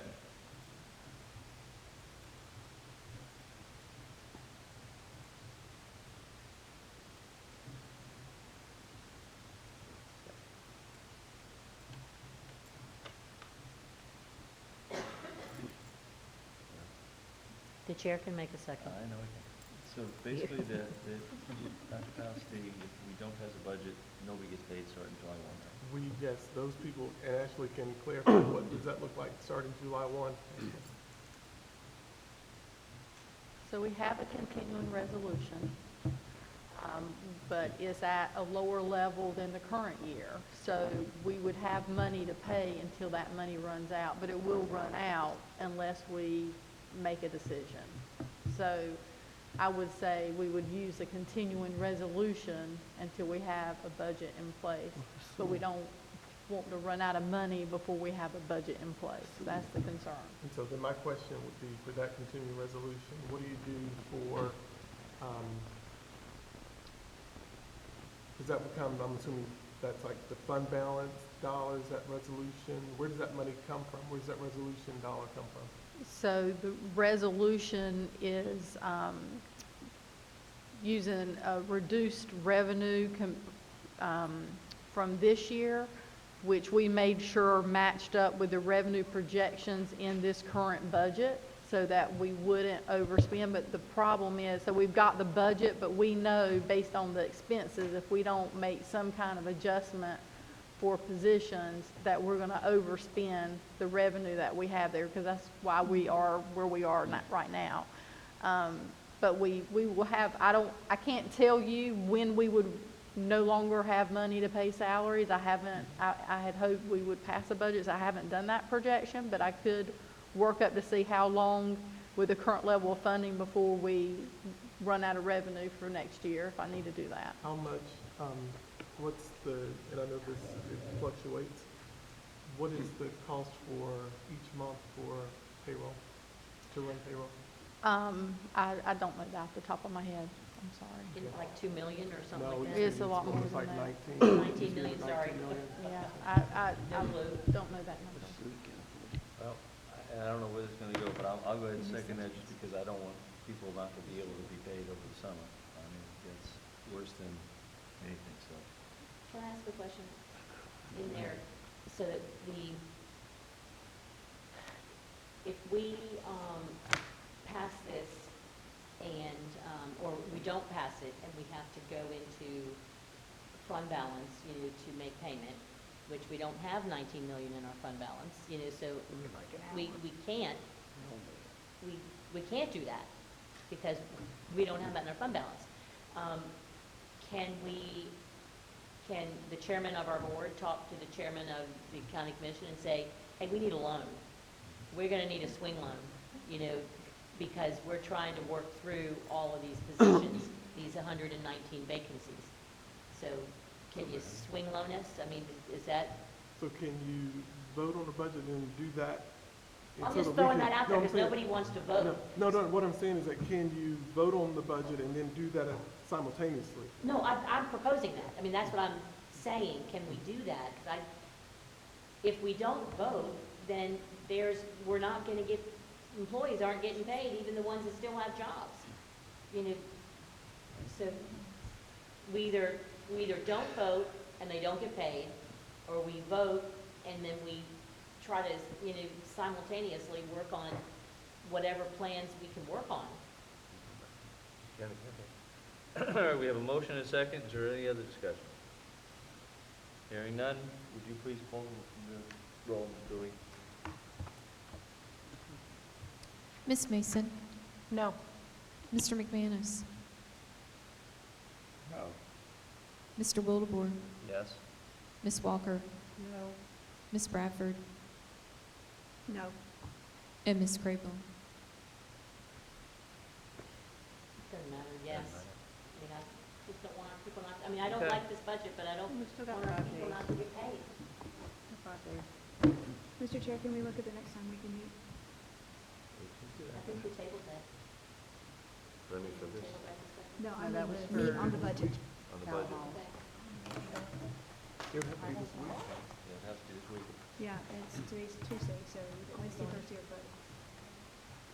What time do you guys need to get it done today? I would like answers. What is it We'd that be you a lot need? more, Need clarification, what numbers am I putting together? I'm sorry. When's our next meeting? Tuesday. So we'd have to be able to pay folks, we'd have to meet this week. Yeah. That's all. How will we arrange to meet? Is that important? Thursday, well, can we, Friday, will work. We, Talk can do about the We're last minute. we, they may have already made arrangements, yeah. I can tell. Reporting is due to DPI. I need to get that done and submitted Fridays. Thursday afternoon? I'll make it work. Thursday afternoon, we need at least 4 of us. You have to have 48 hours. This is Tuesday. It's Tuesday. 48 hours, yeah, so. No, no. Does this constitute an emergency? I would say yes. Yes, I think so. definitely. Does the 48 hours get less on an emergency? I don't think it does, but I'm gonna I mean, Mr. Chair, is there any motion we can do that will satisfy all the things that we're asking for? I'm sorry? Is there a motion that can satisfy all the things we're asking for? Because we clearly asked questions that we don't know. I think that's what's stopping us from voting, because we're unsure. Lack of information. I wonder, mean- is there something we can do that would be a stopgap, say for, like Just said. the federal government, has, a short-term thing that they do for a month or something? That's what Ms. Crable proposed. Yeah, I mean, is there something that we could do that? Budget resolution or Maybe something like Yeah, that? like a Mr. budget Bubble has some resolution. ideas that he can tell us about That we can do? his Ashley's knowledge the of person who'll statute. be able Yeah, to tell you that. I'm not aware of such a thing. Okay. Per Board Policy 2300, emergency meetings in rare situations, an emergency meeting may be called in order to address generally unexpected circumstances that require immediate consideration by the board, the chairperson or vice chair, if the chair is unable to act, or the superintendent shall call an emergency meeting when it is determined that the meeting is necessary and cannot be delayed until 48 hours notice is provided for a special meeting as described below in subsection B3. Only business connected with the emergency meeting may be considered at the emergency meeting. So we could call emergency meeting for, again, Thursday afternoon. What time? It might be here for a long time again. You're talking about 27th? Yeah. 7. I have a Southeast Home meeting I cannot miss. What time is that? 2, 3. What time is it? Starts at 6 o'clock. Okay, well, I had something then. So what if we started at 3? Well, as long as I'm there at 6. So why don't we start a little earlier, maybe at 2? Can we do it in the morning? I'm free all day, except that I can maybe later. I mean, I can't miss that meeting. You want to do 11? Yeah. Just more time to get through it all. 11? 11? Yeah, that'll work better. But Okay, can we, what exactly does the What do we board need? we need the numbers to the questions we've asked. What, so Again, here Could tonight. you You've not please written down the repeat those questions? questions? So it's 11 a.m., You right? written some questions, haven't we been asking? I mean, because we've been asking them all afternoon. I'm just afraid when I go back and listen to the recording that I'm gonna miss something and that's what I'll do. I'll go back and listen to the recording and try to do best I can on that. We say 11 or 11:30? 11, you said. Monday, 1 through 10. Bring your own lunch. So the meeting on Thursday at 11 a.m. What are our top 2 priorities? As a board, let's stay right now. And let's don't diverse where we want to go. Priorities, Face what we got to face. priorities as We far got to make as some decisions. positions, I believe we've already stated those I'm just talking about- repeatedly. EC teachers, What's my favorite saying? ECTS. 5 hours we can play with. Vote to pass a budget. That's our priority, number one. Right. Have all our questions answered, come up with what we can stomach. And I would ask Budget. one more time, can you find anywhere in that budget that you can move some money into what we need? So I can say we did a zero base. So we took out, I don't know how many, how much did we take out of all of the budgets, Ashley? Just, Or I'll have to, it's been 6 months ago. I'll Yeah, have we to are- go back but and pull it again. these, I mean, I could actually go down, but we have taken millions out of the budget.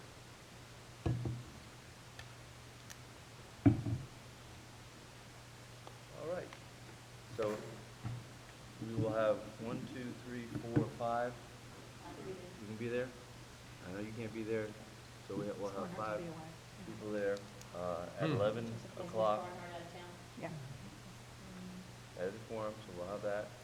So the only bit of discussion we have now is to adjourn, so do I have a motion? Move to adjourn. Is there a second? Second.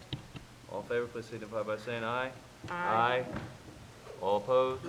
We are adjourned.